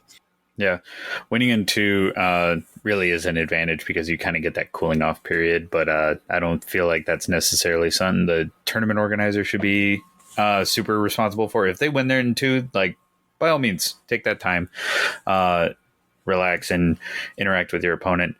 But I think the 2-hour rounds is good for the mean, like the average amount of players, to have a good round and one that they all feel confident in the results. You don't want to feel like I was just getting blitzed. I didn't know what was happening. My opponent was just rolling all over me. Bucci rolled 8 dice. How did he do that? Because he did that to me. But that was, he made it very clear. It was absurd. He's like, I'm going to do this because this is never going to happen again. And I was just like, holy shit. But it was breakneck slaughter, so I should have been prepared. And anyway, one other thing before we jump out of time is I just want to mention a trick that we're going to attempt here at Madtown Throwdown Q3, and if it works well, it might be a trick worth adding to your toolkit. We framed up our schedule knowing that it was going to be a really long day for your average gamer, because we want a decisive winner and we want 2-hour best of 3 rounds. So that means at 4 rounds of play, we're already at 8 hours of gaming. So that's quite the gauntlet for a lot of folks out there. So what we're doing is, after our 4th round, we're actually we have kind of a variable in the schedule. If we have 16 or fewer players, well, then we have our decisive winner at that point in time, and the event will end after the 4th round. But if we had 17 plus players sign up for the event and show up that day, then what we're going to do is we're going to do a soft end after the 4th round, where we're going to take, I think we have time framed out for 30 minutes there to do like awards for all the players outside of the final 2 that are going to play for placements 1 and 2. So we're going to handle all of the other awards and give people an out. Say, hey, you've been gaming for 8 hours. Like, congratulations on the gauntlet. This also gives the other 2 individuals, our finalists, a chance to breathe, maybe a chance to grab some sort of snack, since the only other time that we have for food baked into the schedule is lunch, right? Give them a chance to breathe. Get a round of applause to everybody that made it through the 8 hours, and say, hey, if you'd like to go home, that's what this soft end was for. If you'd like to stick around and see how the finals go, please stick around, and silently be excited, because we don't want everybody just sitting on the sidelines cheering and throwing everybody off during the game, but inviting everybody to stick around and watch the finals, but giving them that out. So we'll see how it goes. And then, if it runs all the way through round 5, like we hope it will, we'll go out for dinner and celebration after that too, which is, I think, something that's really great to add to an event. There's a really wise podcast out there that for tabletop gaming, specifically more focused on card games, called Team Covenant, and they always refer to the going out for dinner afterwards. They refer to it as breaking bread with the other players, and they always talk about how that's so important. They don't like to run events without having some sort of meetup afterwards, some sort of like going out and enjoying a meal together. And I think anytime you can add that in to a schedule, or to let people know that you're going to be doing that, absolutely do so. There's something to be had about like the wind down energy and enjoying each other's company after a big event. Yeah, it's the same concept as the 19th hole in golf. Like, there is no 19th hole. You played 18 holes, and now you go in and sit at the bar and talk about how the games went. That sense of community, I think, is one of the things Underworlds has strongest over a lot of the other games, and something that should be encouraged. It's hard to get that time carved out. You already carved out 8 hours of your weekend to play the games, but I highly encourage people to take up that offer, to put it on offer and take up that offer. Absolutely. Well, as we're kind of coming out of rounds, do we want to talk briefly about kind of your advantages to if you're running like best of 1 or best of 3? I think people can kind of gather as to what the inherent advantages are there, but yeah, best of 1, you get to play more people, you have quicker rounds, you play more games against different people versus more games against the same person. So best of 1s are great. It is the the downside there is that like decks can include gotcha moments. I didn't expect that card to be in his deck. I didn't realize he'd go for that strategy, but because it's a best of one, I don't have an opportunity to learn from that and change my tactics in game 2 and 3. It's a version of the game. Best of one versus best of 3 totally changes. I've also, I think we interviewed Anders. I think I'm going to butcher the pronunciation. I think it's honest. Honest, yes, honest. In Copenhagen, did a best of 2, and I'm fascinated by that because like it is the argument that if you like the champion should win 2-0, and I think there's merit to that. I'd be curious to see if more events try it. Currently, we're still doing best of 3s, but as the game gets more complex, I can see more and more of an argument for best of 2s. I'm curious. I'm intrigued, but my first impression is I don't like how much it leans on tiebreakers. Yeah, but I do think that it does meet the pros and cons of best of 1 and best of 3 in the middle.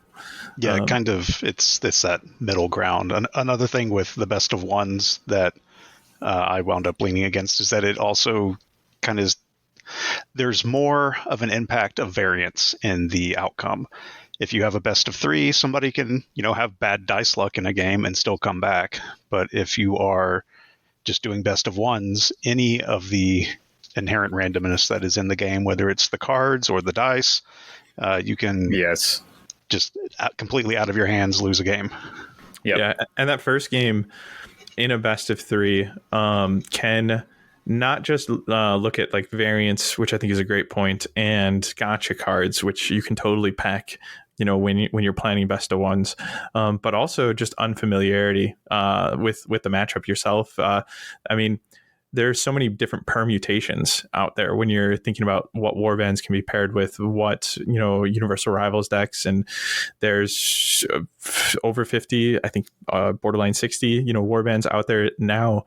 And so, when you sit down to that first game, if it's just best of 1, then that's it. That's all you get. But if it's a best of 3, then that first game is discovery and level setting.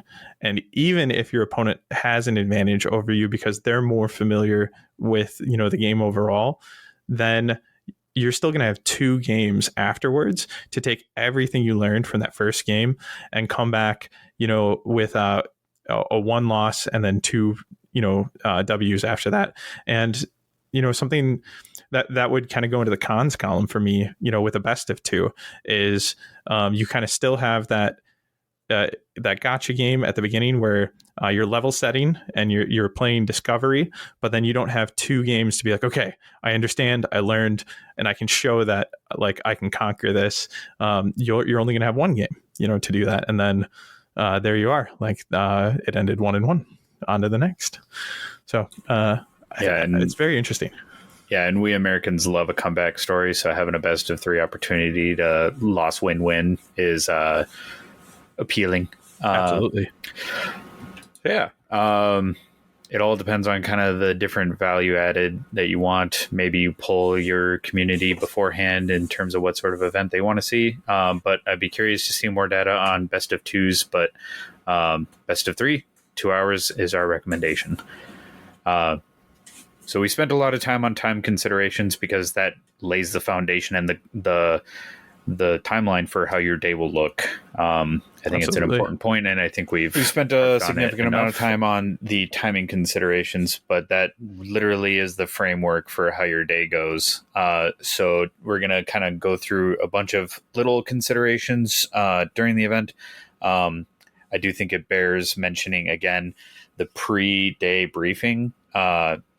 Jake, like you said, giving everybody this is how it is. Read the player pack. If you haven't read the player pack, here's a brief summary. This is what you expect. That will save you a lot of headache having that briefing ahead of time. Other considerations during the event is like, on that briefing, a lot of the groundwork has already been done by the Battle Mallet guys with their event organizing guide. There's already a briefing in there that kind of runs through the basics. You can modify it as you need, make sure it fits how your event is organized. But yeah, use that resource. It's great. Considerations for that as well is kind of setting your goals, prize support.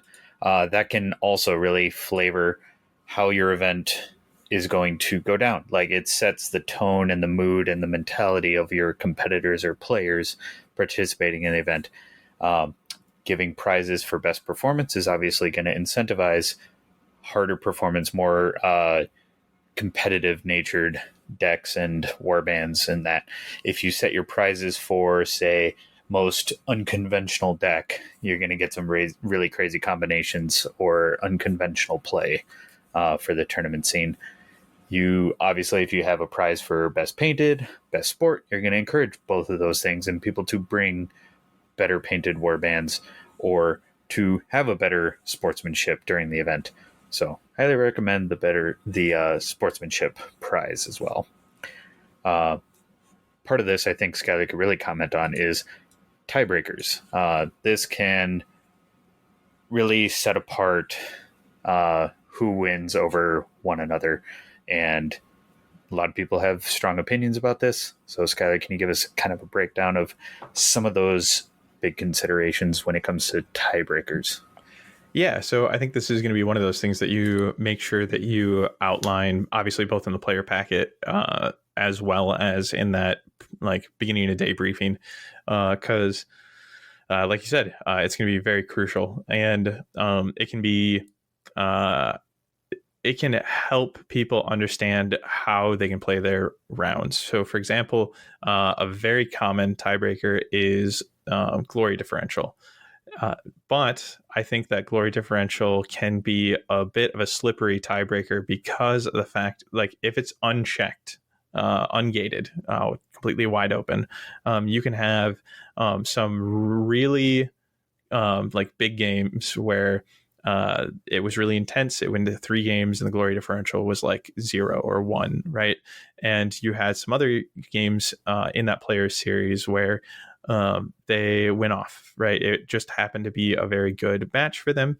And they're at, 30, 40 glory differential. And all of a sudden now they're coasting on that for the rest of the day.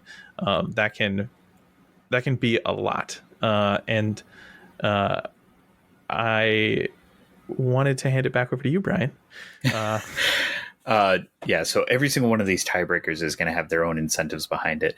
And like Skyler was saying with the glory differential equation, you're essentially saying that a absolute beatdown 20-0 victory or 22-0 victory is more important in the parameters of this tournament to a 9-8 tight, narrow victory. And so that incentivizes, big scores, big wins, and decimating and denying your opponent their score. Yeah, you summarized that rather well. I would say that the emphasis on glory differential also puts the players in an awkward position when the game is decided. And that is the biggest decentivizer for me, is to say, hey, like, I know that you've stated to me that you'd like to move on to the next game, that maybe your deck and you know that you're not going to be able to overcome the current glory lead I have, but I'm gonna need you to sit in this quickly while I continue to play for all the points that I can, because glory differential matters. That's a really awkward spot to put players in, and so at the very least, if you're going to have uncapped glory differential, make sure that you have outlined how that interaction should go. If it is going to occur, have some sort of system in mind as a judge where you can get called over and they can say, hey, we want to concede, but we have like a full round left, how should I score? One of the ways that I've seen that best handles this, if you do go uncapped, is to ask the player who's not conceding, how many points can you reasonably score? And they can show the judge. This requires the judge to be knowledgeable, at least knowledged in Underworlds. So this couldn't be like a judge that's being asked to step in for the day to just kind of like monitor the players. But this is a way to tackle it, is to then show the judge, here's how many points I could score. And the judge goes, yep, I would agree. I think that you could reasonably score that. And then you're kind of on to the second or the next game, right? That's one way to handle concessions when you have uncapped glory. I would prefer you just have a glory cap. I think that's the best way to go. Is I don't know who came up with the perfect number at some point in time, 7. But we, I think we credit the Italians with this, right? Yep. I was going to say we commonly refer to it as the Italian glory differential system. So some genius out there, thank you, whoever you are, reach out, decided at some point in time that 7 felt, about right. And I love that system because it allows a player to concede, and they know that they're just giving away a glory differential of 7 for that game. And so that's what you give over when you concede in a game. Or let's say you're already losing, by more than that. It allows you to just say, hey, well, you've already hit your cap. Let's move on. So even if they haven't hit their cap yet, it's just 7.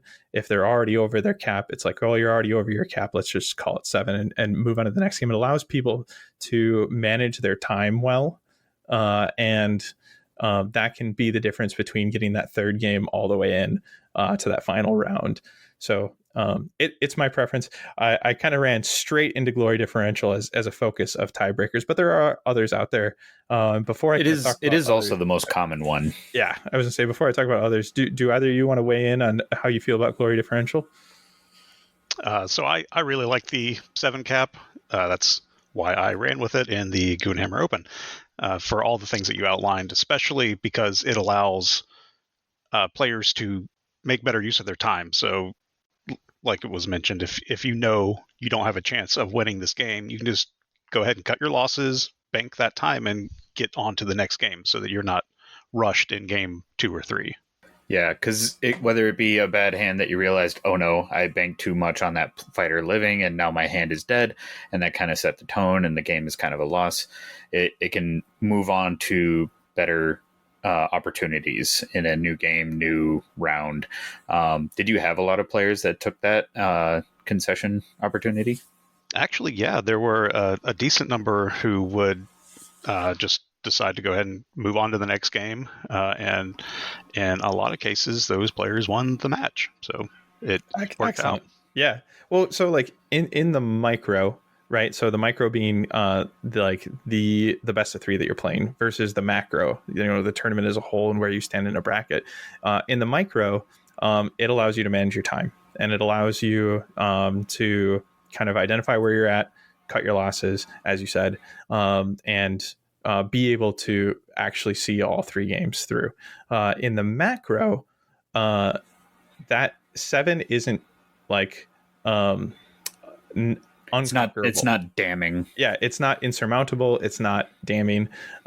So, if you come out of a match with a -30, glory differential, then like that could be the end of your ability to make tiebreakers at that event. And on the flip side, +30 just potentially made a player insurmountable. Like nobody's going to be able to overcome them out of just this one best of 3. But when you tighten it up, put a cap on it, then you allow all players, the people in the best of 3 and the people outside of it, a better chance at managing tiebreakers across the board. And that's just not there, I don't think, when you have uncapped glory. And also, if you have the cap glory, it allows the other tiebreakers, the second and third considerations, to speak out more. Yeah, absolutely. So what are some of those other considerations for tiebreakers? Yeah, so I personally, how I would run an event and how we run our Madtown Throwdowns is we run. So your first consideration is win record, right? Who's won the most games? So not really a tiebreaker. That's your baseline. But then moving from win record into game losses is my favorite first tiebreaker. So that means somebody who won a best of 3 in 2 games instead of 3, they're actually going to have better tiebreakers by the end of it. I won it in 3 games. So 2-1. Brian, you run it in 2. We get to the end of the event. We both won our games all the way like that, and we didn't get a chance to fight each other at the end, just due to how many rounds there were available to us. Right. So we're compared against each other at the end. Well, you will take the event because you have less losses. Like, even though we won the same amount of matches, you had fewer game losses across those matches. And I think that's a very fair first tiebreaker. So that glory spot, you'll normally see that in the second tiebreaker spot. And some people will consider doing glory totals across the event. I find that glory totals just aren't interesting and can kind of skew what decks are present, because you're immediately saying that, hey, if you're playing denial, you're not gonna tie break well in this event. The focus becomes solely on who's brought the most amount of points that they can get out, the highest payouts that they can reliably get across the event, instead of focusing on overall performance in a game. Does that make sense? Yeah, because if you're doing total glory, somebody who's just looking to totally control their opponent's scoring potential, read the matrix and deny and shut down their scoring potential, and only winning by a couple points, is not going to be able to win out on that tiebreaker versus something like a hold objective warband, where they're just heaps of end phase glory cards. Yeah, exactly. So again, to circle back to kind of how we run the throwdowns, it's win record, game losses, glory point differential. We don't even mess around with glory point total. It's not one that we particularly like. Strength of schedule, and then random. And so strength of schedule is looking at who you played across the event. And so kind of instead of focusing on the math of it or how it's determined, because a lot of systems will do this for you and you just kind of plug it in, hey, in BCP, for example, I want strength of schedule. What it does is it looks at oh, hey, you lost one match this whole round. Who did you lose against? Oh, you lost against, the person in first right now. Well, they have such a great record and they're your only loss. So we're going to bump you up a little bit. And so it kind of looks at your opponents and how they've been doing across the event, and positions a tiebreaker like that. Yeah, that definitely would help if you had a program like BCP to do it for you. If you're doing this all by hand and paper and pencil, that can be a little difficult, challenging to keep track of strength of schedule. But yeah. And if it ever made it all the way through, let's see, game losses, glory differential, strength of schedule, so all 3 of those tiebreakers that we have after we checked win record, that random that we do, we have it listed down as rock, paper, scissors. And I suppose because we have it listed down as rock, paper, scissors, we probably stick to that. But you could do a roll off as well at that point. Right. I feel like that's probably more in theme. Yeah. In fact, I think we should change that. Yes. Yeah, so those are tiebreakers. Those, again, will be stuff that your players should be reading in the packet. And that is, like I said, with the briefing, reminding everybody this is the tiebreakers. This is how the tournament winner will be determined. Having that all out in advance makes it so that you won't get little spats about, well, I thought that such and such was supposed to be the tiebreaker and therefore I should win. Just considerations in that regard. Any final thoughts on that? Yeah, it made me think about the fact that we should probably mention that using some sort of bracket system, some sort of tournament system is probably to your benefit. We personally use Best Coast pairing. For Underworlds, there's also a tailor-built option called shadeglass.eu. So we'll try to include that in the show notes as well. That's made by players for players, and that's certainly a good option for you as well. Best Coast pairings, though, is the only way to get your event certified. Right? Registered with the Games Workshop tracking system, and because what's that tracking called? It's it was the ITC, right? There it is. Yes. Yeah. GW owns it now. I don't know if they've changed the name. Yeah, currently it's still in kind of a transitional stage. It's still BCP is the way to make things register and count, but we currently don't know what that really looks like in the new Games Workshop space. Right. So TBD on what registering through ITC could mean. However, it is still an option. And so like our Madtown Throwdown in Q3 will be a registered ITC event as a result. But something that goes along with something like Best Coast Pairing is it allows you player check-in.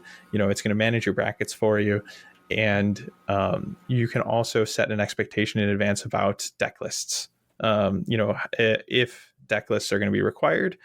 If you require deck lists, please, for the love of everything Underworlds, hide deck lists. Yep. If you're the event organizer and you're using BCP setting up the event, make sure to check the box and double check, make sure that deck lists are hidden. Otherwise, they would be public for all to see, whether it be your players or spectators kind of wanting to see how's it going over at the Goonhammer Open. Oh, look, Skyler's playing Elithane Soul Raid. Why would you do that? And then he could tell his friend and tell exactly his friend what Skyler's deck is bringing if he's got a gotcha card in there. It's something that players take very seriously because that information should be hidden, and they'd rather not that get out so readily. Absolutely. And by default it is unchecked, which is why we've seen it happen so much in our time attending a tournaments. And the reason why it is default unchecked is BCP is primarily used for Age of Sigmar and 40K, where lists are public. There's no hidden information in an army list, but that isn't the case for a deck list. That makes a lot of sense. Other considerations beyond tiebreakers is, again, the rewards and what you're awarding at your event. This is kind of getting into some extra stuff, kind of some stretch goals, if you will, for your event, whether that be you might want to consider awarding more than just the podium, best painted, best sport. That's something that we've been entertaining with our league as well as our Q events, stuff like best in Grand Alliance. That is something that often might wind up going to some of the people on the podium, but it incentivizes bringing more of a variety. Somebody who doesn't expect that they'll get on the podium might be like, well, if I can bring the best death faction, if I don't think there's going to be a bunch of death players, I could be the best death Grand Alliance player at the event and try and win that way, get a little reward for themselves in that case. Go ahead. Yeah, but Best in Grand Alliance is my favorite, addition brainchild to the event. I've really enjoyed how much our local has caught fire with it. Everybody talks about how excited they are to try for Grand Alliances at the next tournament, and it impacts what they want to bring, which is so cool to me. And it's what I hoped, and it succeeded beyond my expectations in our local. So as somebody who has seen what it can do to a scene, I strongly recommend it. I think it's so cool to see people vying for something that isn't just first, but instead here fighting for their Grand Alliance. And what I was going to say is the more that you can afford to give away in prize support in various ways, the more you can encourage people to attend in various ways. So what I mean by that is if you're able to do some sort of door prize, right? Hey, everybody that shows up, is going to be, in for a raffle for, X, Y, or Z. Or Derek at Alberta Classic did something that I've immediately added to my notebook of ideas to add to events. And that's, if you have, again, access to a bunch of prize support. One of the things you could do is every game loss, you're playing best of 3 rounds. So in a best of 3, that could be 1 or 2 game losses. You might even have a match win in there, at 1 game loss. But every game loss that you experience, you find the the TO and let them know of your game losses. They get you a raffle ticket, and you go put those in different buckets, for different prize support. And I thought that was really, really cool. Oh, that's cool. I like that. Yeah, it's a good way to kind of offset a little bit of that bitter defeat. Other considerations, you can come up with your own, tossing some ideas out. We've considered stuff like you could do like the chosen of each of the chaos gods. So like, for instance, Khorne be the award given to the player who got the most fighter kills during the event, and ask your players to track fighter kills during the event on their like tournament card or player sheets or whatever different stuff like that. Just throwing out some ideas for different awards, stuff for people to achievements, essentially. Yeah, exactly. Different things for people to angle towards. If you only have the podium and it's who got first, second, and third, those are only 3 people that are satisfied, and everybody else is like, okay, well, I didn't make it, so meh. Like, hopefully they had fun during their games, but this is just another way that you can help facilitate people having more fun with it, because you can always pivot to, well, I'm already dying a bunch, so maybe I'll go for Champion of Nurgle and have the most of my own fighters dead. Like, so just tossing some ideas out. As an example, at the one I ran, we had, first, second, and third each got something. Best painted got something. I also went for the Grand Alliance, and then we did a smoking boots for somebody who stuck around and enjoyed playing. Smoking Boots is the name. I love Smoking that. Boots. Yeah. So I've heard it referred to as the Smoking Boots Prize, or the Wooden Spoon. Right. This is something that's happened I've seen in a lot of 40K events. It's just something to give somebody who scored the lowest but played all the games and stuck around, and there was I seen a 40K event where they were so brutal with it. They called it the Sad Panda Award, and they gave the person a starter box to HeroClix. Oh my gosh. It was like, oh, brutal. That is brutal. That is rough. And then I also, this is getting into like weird inside joke Goonhammer stuff, but there's the mascot for Goonhammer is a thing called Gregbot. It is a robot version of one of the guys that works for Goonhammer. It's a long story. If you're not in the Discord, it's going to sound stupid. But yeah, I made poker chips, and I made sure everybody had 4 of these poker chips with this stupid robot's face on it, and they could use them as activation tokens or turn markers. So that way everybody who came got something. Love it. The fun side effect is that anybody who just comes to play Underworlds and isn't part of, like the Goonhammer Discord, has no idea what they are, and they look really dumb, and I'm apologizing to everybody for putting that out into the world. Hey, players always love having swag, because when you roll up and you're using a token for your activation tokens or what have you, and everybody's like, what is that from? Like, gots to have it, Goblin Brain activate, must collect. So that's awesome. That's also really cool. As a TO, it might be something of an expense that you might want to consider. It can be worth it, because having a little keepsake to walk away with is something special to cherish. All right. Any final thoughts on goals, tiebreakers, prize assignment? So other note is how to handle odd number of players. So if you have an odd number as a TO, do you play the other player? How do you handle the bye games? There's a couple ways to tackle this. Jake, do you want to share how you went about it? Yeah. So what I wound up doing is not playing the other players. My decision for that was because this was the first event I have ever run. I didn't even know there was a TO part of BCP until like a week or 2 beforehand.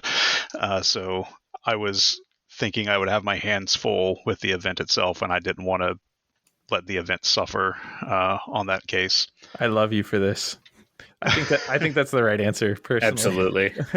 So I have found, because I have played that game with the bye, and I think it does a disservice to the other players there, especially if it's not just like 6 to 8 of you in total, like including the TO, then it's probably fine. And you can make it known to those players, hey, I'm playing a game, because of the buy, but feel free to still interrupt me, sort of deal. But if especially if you have some decent numbers to the event, it makes you unaccessible. It makes you harder to find, and like people do have to interrupt you in order to grab you for something that they need for their game, and that that's uncomfortable, and it also like adds time, and generally feel bad. Generally, we nerds are non-confrontational, so the more kind of like, oh, don't worry about it, just come up over, interrupt me, and interrupt my game. And they're like, well, I don't like it when people interrupt my game, so I don't want to do that to you. So the fewer barriers that you can put up. Also, harder to find, good point.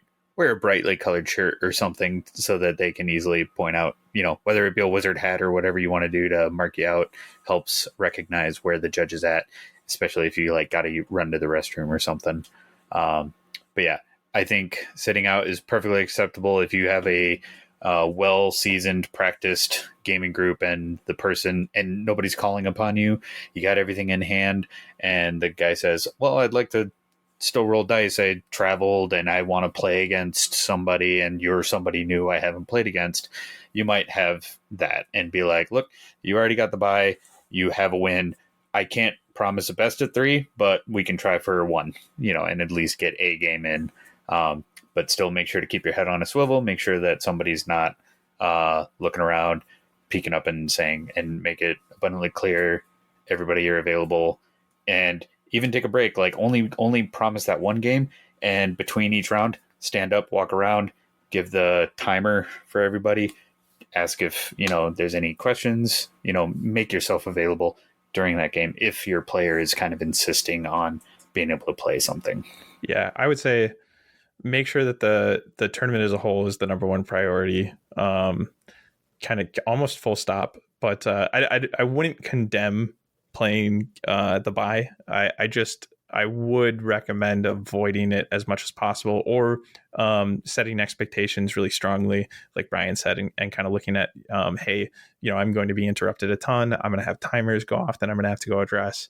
At best, we're playing 1 game, but I'd still like to, sit down and play a game with you if you'd like to. Like, traveling for this, like nobody likes the buy. Nobody likes to be on the receiving end of the buy, at least in my experience so far. Maybe you're out there. Just fingers crossed. Can I get the buy next round? Yeah, it'd be nice later on in the game or in the day when you're maybe tired. But first round, I have had that. It happens. You just kind of accept it. It is what it is. But yeah, usually the buy is considered a win. Usually the person playing the buy is one of the persons with the lowest performance of the day, so kind of give them that win, so it's not crucial to play against that person for the tournament podium's sake. But yeah, just making sure that they have a good time, making sure that. And what I've learned is that every time I can, I would rather run it with a dedicated TO admin and a ringer. So yeah, like we go into the event knowing that if we have an even number outside of the ringer, then there are 2 of us just facilitating and enjoying the event, but making sure that we're not calling that dedicated admin, into addressing the buy at all. And then if we have an odd number, hey, that's why we planned on having a ringer, and then they get to play, and you get to kind of avoid the buy altogether. But that does assume that you have like 2 people that are willing to be the admins for the event in the case that even numbers show up. Yeah, and that ringer can be a really selfless person. That's an awesome role for somebody to step up and be in as well. So if you have a friend who's willing to do that for you, that's awesome. Cherish that. For Worlds, it was really cool. Each of the game systems had a ringer assigned, and they said that if there's an odd number of players, the ringer steps in. They are a competitor for all intents and purposes. If for some reason somebody had to drop out of the event for a medical reason or anything emergency, then the ringer is out.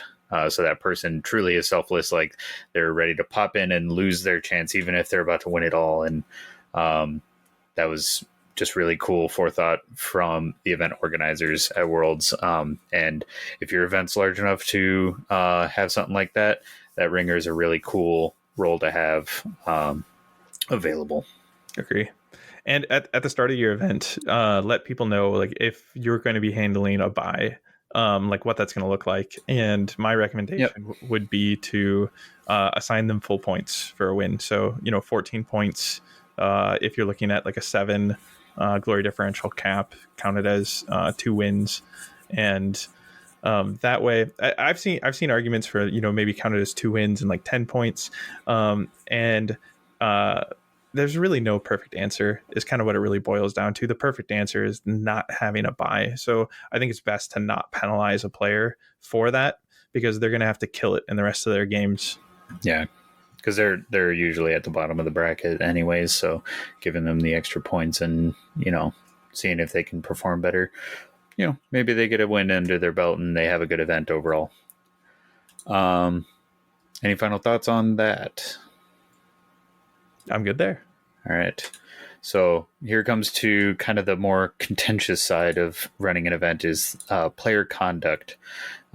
This is when either a player loses their temper, they are maybe doing some underhanded tactics or some cheating outright. What to do as a judge, as a event organizer. And this is something that is awkward. Doesn't come naturally to a lot of people, but it's something where, like, for the betterment of everyone else, sometimes you got to have to step in and enforce on bad behavior. Jake, putting you on the spot a little bit here. Any sort of thing or experience you had to deal with at your event? I was incredibly fortunate. I lucked out on the players because I knew pretty much everybody there. They were either from my local scene or the Goonhammer Discord, people that I met in other content creator Discords. The couple people that I didn't know beforehand also turned out to be excellent. So we just had an incredibly positive vibe for the whole event. So I am incredibly unhelpful for this section. Oh, no, that's awesome. Not a problem. That is a good thing to hear, and that's what we hope for. It's something that is uncomfortable, but it's something that, as the event organizer, people are looking to you for that when things go wrong. And this can be as simple as like having just a simple rules dispute, stepping over, hearing both sides of the argument, and the truth lies somewhere in the middle, or it's just right there in the rules and somebody didn't read a line and you just show them exactly where it says in the rules. Nope, it works this way. That can be usually the most frequent occurrence, is just simply, let me check the rules, let me check the FAQ. Yes, here it is. And then show both players. When dealing with this at the table, if a player comes to you and says like, hey, this is the interaction I want to do, they don't want to show their opponent their hand, but they'll say like, this is what I want to do, I don't know if I can do it, that you'll want to go over and make sure you don't tell the opponent kind of what their hand is, but look at the situation and say, in those circumstances, yes or no. If it's a situation where they played the card already, the information is now available, have that conversation between both players. X, Y, and Z happens in this order, and here's the rule saying so. Don't just... If you're at the table and a player comes over, I'm playing this card and my opponent won't let me, and this is dumb, blah, blah, blah, blah, blah. Just be like, okay, let's go back to the table and figure this out. Talk with player A, player B, get both sides, look at the rule book, and have that discussion right there in front of both. You don't want to just answer that question right in front of the first player and expect them to go relay the information back to their opponent when they get back to the table. Does that make sense? That's a good point. Yeah. We did have a couple rules questions and disputes. Like, I would get called over and player A thought it would go this way, player B thought it would go that way. And one really cool thing is that at least half of the time you could resolve that by just reading the cards. I find that so much. Yeah. It's amusing. It's very amusing. But like at one point there was it wasn't like heated, but it was both of the players really thought they were right, and then one of them reread the card and went, "Oh, no, you were totally right. Sorry about that," and then the game just moved on. Right. Yeah, that's really cool. Yeah, when you're in the moment, you can get tunnel vision, or like we've commented all the time, is you kind of get this expectation of this is how this card works. And when you are in a tournament setting, you're going up against a lot of situations you might not have been able to practice against. And that preconceived notion of how your card works might not work in this situation. And you were kind of going off of past assumptions and not actually off of card text. Yeah, absolutely. And I find that thankfully, most of the things that you're going to be addressing as a TO when you're called over are rules questions. Those are like, they're going to be the most numerous, hopefully, at least in my experience. And those are like the easiest to work through, right? Like you can usually find ruling between the cards in front of you, the rule book, the FAQs. Again, jump on that underworlds-faq.info. That is really cool. My last event, I was just like looking for opportunities to jump in there and search. Jake, I saw your hand up. Go ahead. Yeah. So this was something that I was actually kind of concerned about, because like I mentioned, I'm kind of new to the game itself, so I was unsure about being the rules reference for people. And honestly, most of these people have been playing longer than I have. But one thing I did beforehand was just kind of brush up on the latest, like the last set of errata that came out, so that I would know in case somebody had one of the Force of Frost or FLM or Domiton cards, I would already be familiar with how they have changed. And I also have been lurking in the a couple of the Discords that have the rules channels, and just kind of reading what pops up so that I can kind of get a handle on how things usually interact and if there's any rule of thumb for how different cards function. And for the most part, I was pretty confident and I was able to answer the questions, which was really cool. There were a couple that I didn't know, so I went with the most logical thing I could go with. That became the ruling for the event, and then I looked it up. Fortunately, it seems like I made the right calls, but even if you don't know that you're making the right call, you are the TO, so you kind of have to make some kind of call. So just absolutely do your best, and that's all I was trying to do.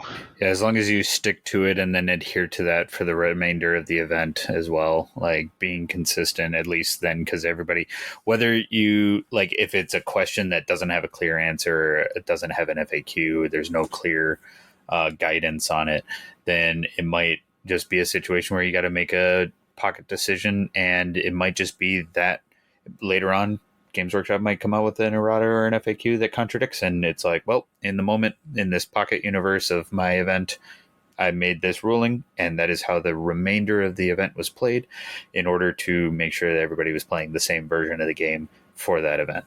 Yeah, absolutely. And I think, so one of the things that you can be doing too as an event organizer, and this is one of the reasons why I feel so strongly about being active or like being available, not participating in a game concurrently. Like let's say, I was running an even player event before my ringer, and so there's two of us. Like, don't fall into the trap of like chit-chatting and just playing games between the two of you, because what you could be doing, and this is what I strongly encourage everybody running events to do, is you could be doing what GW refers to as active judging, and that has you like walking around, watching the games, kind of let people know, during the briefing that you're going to be doing this, that you might be hovering over shoulders, stuff like that. Not to worry about your presence, because what you're doing is you're just watching games. And that way, if you have a chance to catch something played incorrectly, you can catch it right there before it becomes a problem for those players. And it can be a very polite interaction. You can say, oh, hey, sorry to interrupt real quick. I just want to let you know, that card, actually it doesn't work quite that way. Here's how it works. And then both players, oh, okay. And then on with their game, sort of a deal. Let again, your audience, all the event goers know at the beginning that you'll be doing this type of judging. But I find that it helps so much to cut off like bigger issues later down the line. If you're able to catch something that you saw, early on in the day, you might have just helped prevent that from being something that's discovered, 3 rounds in, and it turns out that player's been doing it that way the whole time, and they weren't trying to be nefarious. I find most mistakes made at the table are completely innocent. Yeah, it's really difficult to catch everything, but at least then you say I had an active role in trying to catch these things. You can't be at every table at every major decision point. It's upon both players to kind of know their own rules and know somewhat their opponent's rules, at least the core rules. Like you should know your faction, your pairing, and the core rules. And if your opponent's getting a core rule wrong, you should be able to catch that. If you're not familiar with their faction, they should be playing it correctly. And otherwise, like, why are you playing that faction? I think that's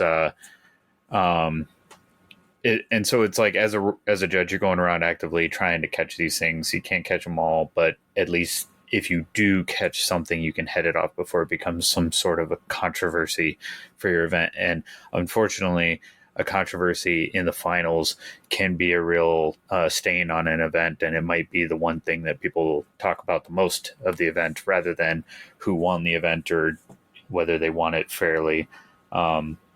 And despite all the other work you did, that's an unfortunate situation. But at least as an active judge, you're going around and doing your best to prevent that. And one of the other things you want to cover in the briefing is if you see something, it feels weird, seems weird, doesn't seem right, please go tell the judge. The judge can't do anything unless the judge knows about it. If the judge isn't told about it, judge can't action on anything. Yeah, encourage that behavior on both sides. Let players know that it's okay to ask the opponent, across the table from them, why a card's scored. Why a card worked that way. Can I see that card? That should all be totally fine. And if there are questions beyond that, both players should be super comfortable getting a judge over.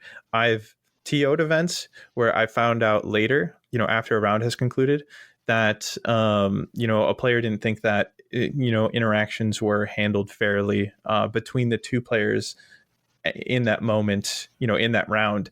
And I'm like, well, why am I just finding out about it now?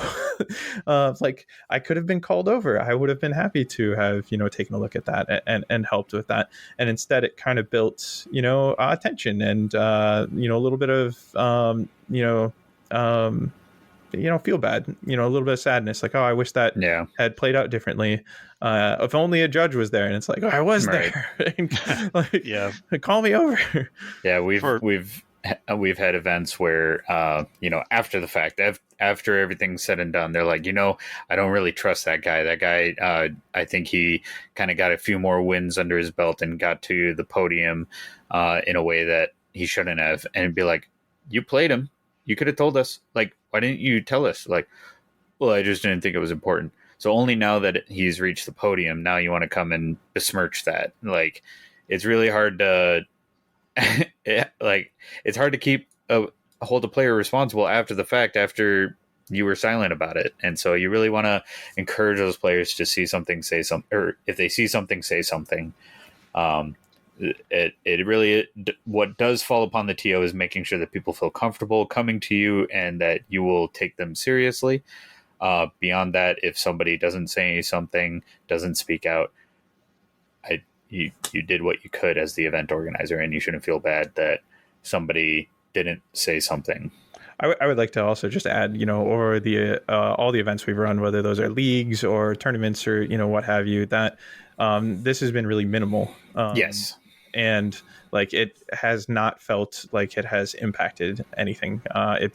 At least from the TO's perspective, everything has been totally great. When it comes to how this all came to be. But it's a little blindsiding, to find out afterwards that like, oh, hey, I wish that, this rule would have been addressed during my game. It's like, well, I've been playing. I kind of speak from my entire experience as a gamer. I've been playing since 2008. Only started playing Underworlds in like 2019. So like I kind of speak from the whole breadth of my experience, and it all kind of blends together, and not necessarily stuff that it all occurred within Underworlds. yeah. But yeah, just events in general. If you're running an event, that's recommendations here. Yeah, absolutely. I've run other events as well, so some of it blurs together for me too. Yeah, sometimes there's also players might think that calling a judge over is like you're trying to imply that your opponent's cheating or something. Yeah. You just have to know there's no negative stigma for doing a judge call. It's just to facilitate game flow. It does not at all in any way mean that you're trying to be like, hey, my opponent is a scumbag. I need you over here to get him in line. It's just judges are there to help the game, and nobody should feel like either they're besmirching their opponent or that their opponent's trying to pull a fast one on them or something. It's just something that I think is good to point out. I've even been called over as an event organizer to be like, my opponent just did X, Y, and Z, and that is amazing sportsmanship. I just want to highlight that. And it's just like, okay. Duly noted. Fantastic. I'm moving on. Like, and that was a consideration when figuring out who's the best sport. So yeah, calling a judge over, no stigma. You're not instantly casting shade on your opponent. And it's you as an event organizer to set that expectation. Yeah. Because a lot of people will fall back on feeling like it's an uncomfortable thing to do. Yeah. But yeah, it's a dialogue, and it's all about how you handle that dialogue. But basically, as long as you remain fair and impartial, you let you hear both sides out and give their full arguments, then you can make a determination, and you keep a clear conscience that you ran a smooth event by treating everybody fairly and with the same judiciousness as you would anybody else. Agree wholeheartedly. Yeah, and I think when you elevate past just standard rules issues, when you kind of get into the territory of things that have occurred at the table that could impact the game, I'm not necessarily calling these things cheating right now, because again, so many of these can just be innocent mistakes. When something like that occurs and you're working to address it, I think that you can handle a lot of that on case-by-case basis and being fair and impartial. And you might think of a creative way to kind of solve the problem in the moment. You might say, hey, I'm sorry, like we're going to have to, continue forward. Like let's say both players were playing a mirror match and both players kind of lost track of something that should have been happening for them. Well, if the game's kind of really past that point, you might say, hey, from here on out, I want you to be mindful of that, but we really can't reverse anything. It's going to be totally case by case how you handle things like that. And then I think it kind of crosses over into cheating when there's like a high frequency of that. And again, it could still be innocent, but you might have to elevate it and say, hey, I'm really sorry, but the amount of mistakes that are happening that seem advantageous, I'm going to have to give you a warning or something like that. Brian, you speak to kind of a flag system. Would you kind of cover that here? Yeah, so this was something that the ITC implemented prior to GW's partnership. This was something I thought the flag or the card system, similar to football or soccer, would be like you get a warning, but then next time you caught egregiously, you're ejected. That would be yellow card, then red card, and basically, if somebody is going through the lengths to call a judge over or go speak to the judge in confidence and say, hey, I noticed X, Y, and Z suspect behaviors. I'd like you to keep an eye on it. And if somebody else then says similar, and then you witness, or there's an instance where somebody witnessed it and said, yep, no, what he's saying, that would be these kind of instances.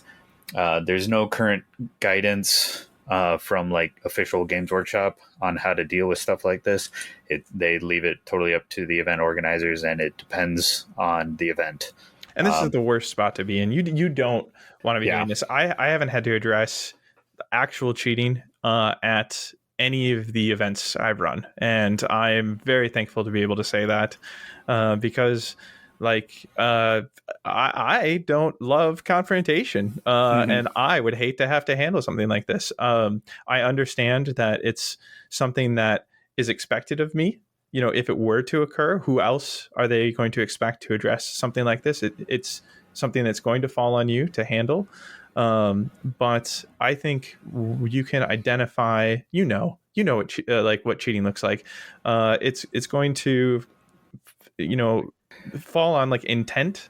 If you can see that, if you feel something's weird and the math adds up to it, well, then you might unfortunately need to watch that and again maybe give a warning for frequency. Yeah, for a couple examples, when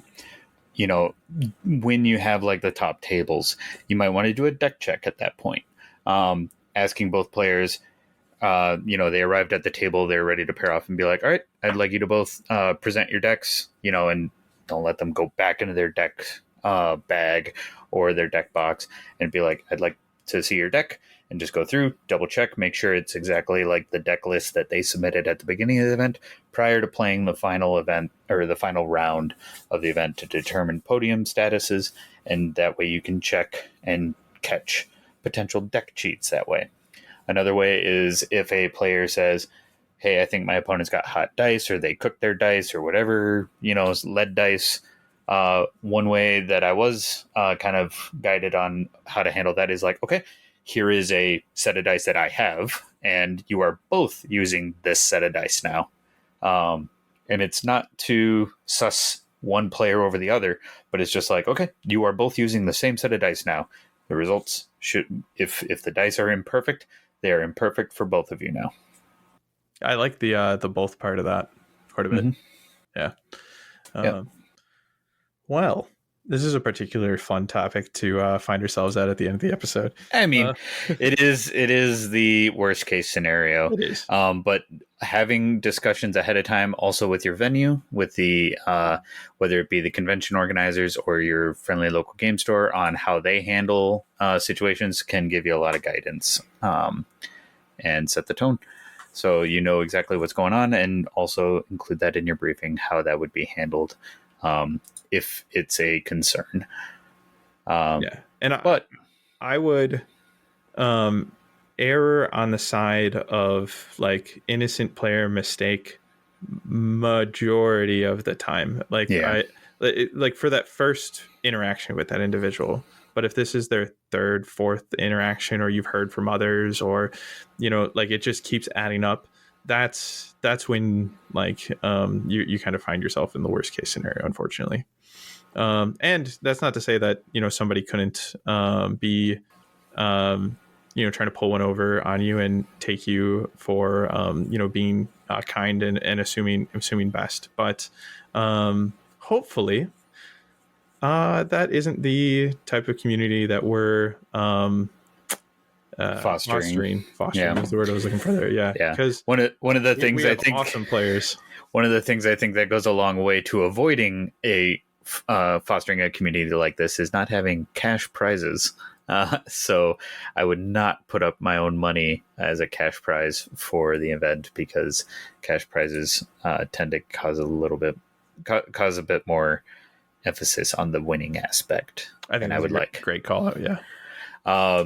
But again, these are kind of the worst case scenarios, but situations where, as the TO, if you're trying to facilitate fun and this kind of a situation is going down, it is already going to taint the event. And then how you handle it will determine how people discuss it, whether it was handled appropriately, whether they believe that the person was handled judiciously or justly, is the best way to take control back from a bad actor and make the event as best as can be and salvage it back to get it back on track. Agree. And I'll say, go ahead, Jack. Oh, I was just going to say, this is one of those things you want to think about beforehand and ideally never have to implement. But it's worth at least spending a little bit of time before any kind of event going, hey, if this happens, how will it be handled? Just so it's not a huge surprise, because that's when, emotions could be running high and you might make decisions that aren't quite as what you would do with a clear head. Yeah, thinking about uncomfortable situations now prevents worse uncomfortable situations later, and prior planning and preparation prevents piss poor performance. Yeah, there we go. Well, wow. And I would say, so this episode is centered around trying to help you feel enabled to do this. Yes. And so one thing I would say, if this makes you nervous, if this, the idea of having to handle cheating, is something that would dissuade you from running an event, I would say, see if there's, you're probably handling this at a local store, right? So talk to the event leader, let them know that, hey, that's a scenario that you'd be uncomfortable with if it came up with, and you might need their help, even if that help is just checking with them and bouncing off, hey, I think this is, the situation I'm dealing with. How would you handle this? And so, kind of give yourself, somebody else to work with to make sure that you don't, this doesn't scare you away from running an event, because again, I have not encountered this in an event. This is something, as said by Jake and Brian here, that you want to think and be prepared for, just so that you're able to handle it in the moment. And that could be leaning on somebody else that you've, tagged in ahead of time. But I would say with the community that we have, there's a very strong chance you're never going to run into this. And that's one of the things I love about this community. It's so good. I love it. It's one of my favorite gaming communities I've ever been involved in, or just favorite communities. Everybody's so great. That's awesome. Well, any final thoughts on the topic as a whole? This is all about preparation. Have we done so appropriately? Jake, did you feel prepared with this level of preparation going into your event? I did. So I'm going to hit on two things real quick. One of the things that I did is I prepared an event notebook, actually two of them. I just went to the store, bought a cheap 3-ring binder and some page protectors. And what I did is I put the FAQs, the designer commentaries, and the player packet in those. And in addition, I printed out an extra copy of the schedule and put it in the back page, the back cover, so that you could just flip it over and look at that. And then I had these stationed in the halfway points of the tables so that they were available to the players. That is awesome. It made me feel really good when I would look over there and see the players grab it and flip through it and point at something to their opponent. And I'm like, yes, this was not a waste of my time. Hell yes. I've never considered that. I love that. That's fantastic. So that made me feel pretty good. And it also doubled as something that I could, point stuff out to, so I didn't have to have just a loose set of papers. Everything was kind of bound together, and I knew what order everything was in.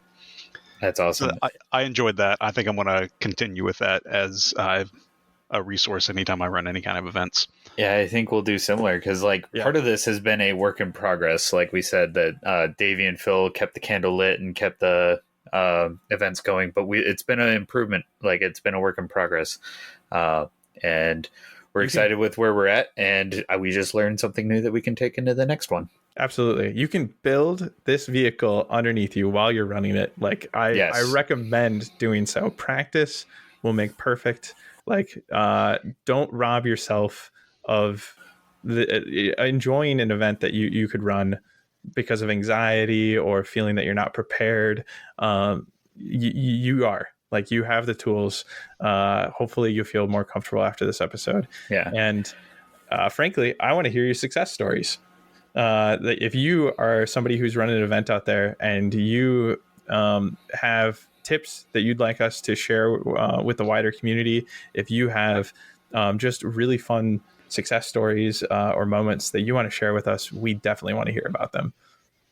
Yeah, and I think as a final note, I want to ask Jake, do you have anything you'd wish you could say to your past self prior to the running the event? Any advice? Question.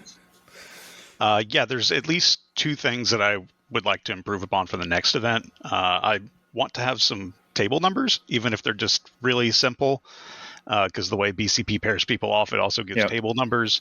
I got there, I hit the pairing button, and then everybody's like, so where are the table numbers? And I was like, whoops, I guess I'll just read the pairings off. You got me. That worked fine, but just, it doesn't even have to be anything fancy. I think that would help. And then some kind of visible countdown clock for the round timers. Again, BCP has a built-in round timer, which I didn't know about until I was running this event, but nobody's going to see that because it's like on their phones while they're playing. Just some kind of, I don't know, like LCD, some kind of clock thing that you can just set for like 2 hours and have that placed somewhere that everybody can just kind of glance over and have a rough idea. Absolutely. Yeah. Cool. Well, it sounds like you had your nerves in check then. Didn't need to give your past self a pep talk, so that's great. All right. That'll be all for us today with how to prepare for your own event organizing. You can reach out to us with those success stories and any questions you may have on how to run your own event. Like I said, Jake isn't special. We'll do this for anybody free of charge. We didn't charge him anything. He didn't even know that we were going to ask him to do this until after he ran the event. I didn't even know if his event was successful before I asked him. I got gotcha'd into this so hard. Yeah. And but you can reach us at whatthehexcast@gmail.com. You, of course, can find us at our own Discord at the Mortal Realms Discord. We have a What the Hex channel and Underworlds general chat there. It's hopping. Come join us. And apparently also I need to go check out the Goonhammer page for Discord Underworlds. So I'll be checking that out as well. I assume, Jake, you will be there. I am in there so much that I think people probably have muted me at some point. But yeah, if you join Goonhammer Discord, we have our own dedicated Underworlds channel. Lots of stuff going on in there, so pop in. I might be lazy and ask you to send me a link here. Cool. I'll check it out. You can check out all of our content at themortalrealms.com, as well as the other Mortal Realms podcasts that we have on there. Coming up next, on the event calendar, we have the Tacoma Open, part of the GW US Open Series. Again, a world qualifying event over in Tacoma, Washington. We currently don't have any content roadmap for Underworlds because Age of Sigmar 4th edition is dropping and is kind of subsuming everything. So we're hopefully going to see maybe a preview at the Tacoma Open and then get some new content. Expecting a Destruction and a Chaos Warband this season in the Winter Moss. So I'm fingers crossed for a really spicy, fun looking Chaos Warband. Gentlemen, Davey left us a Flavitex quiz and none of us have any idea. Are we able to unveil it? You should be. I can. Yeah, exactly. Okay. So I scrolled up, so I went and accidentally. As did I. Yeah. Are we ready? I guess so. Oh, God. Right. It is a unattributed quote. I'm going to try and unveil this bit by bit so that I don't unveil the answer for myself. But unattributed quote: duty for some, light entertainment for others. Duty for some, light entertainment for others. I feel like this sounds familiar. It sounds like an arena card. So it sounds familiar to me, and I haven't read too many flavor texts on cards, so I'm trying to figure out what the heck that could be. I'm gonna do some 20 questions here. Is this a universal card? I think if I unveil more, I'll unveil the answer for myself. So you don't know either. Okay. I'm guessing. Maybe. Okay, I'm gonna put a guess out there before I unveil it, but I'm gonna guess from the arena, champion of the arena, or was that already said? I don't know. What? Could you read it one more time? Yep. And I know the answer now. Duty for some, light entertainment for others. Oh, is it job satisfaction from? You are very close. It is. Oh, because I love that card's name. Yeah. Okay. Wow. Nailed the warband. So. No, Davey nailed this one. This is an excellent title for it. It is from the Headsman. Okay. Man. And this has got to be about running an event then. Yeah. Oh, good grief. I have the deck on my desk. I'm not looking at it. I'm coming up with blanks. It's a memed on card. It's a memed on card. I know that I enjoyed pointing out the funny pointing guy. This is not helpful at all. No, but you done? Yeah. Yeah. Okay. This is gather a crowd. This is it's a great Davey nailed it, but this is the card where it totally Morgott crushes. Yeah. And Davey gave us a recommended listening. Welcome to the Main Event by JF. I know nothing. Nor do I, but that is great. That is a Davey recommendation for you. I know his music taste is so eclectic it baffles me, but it probably just shows how basic I am. All right, Jake, thank you very much for joining us. I've been your host, Brian. And I've been Skyler. And I've been Jake.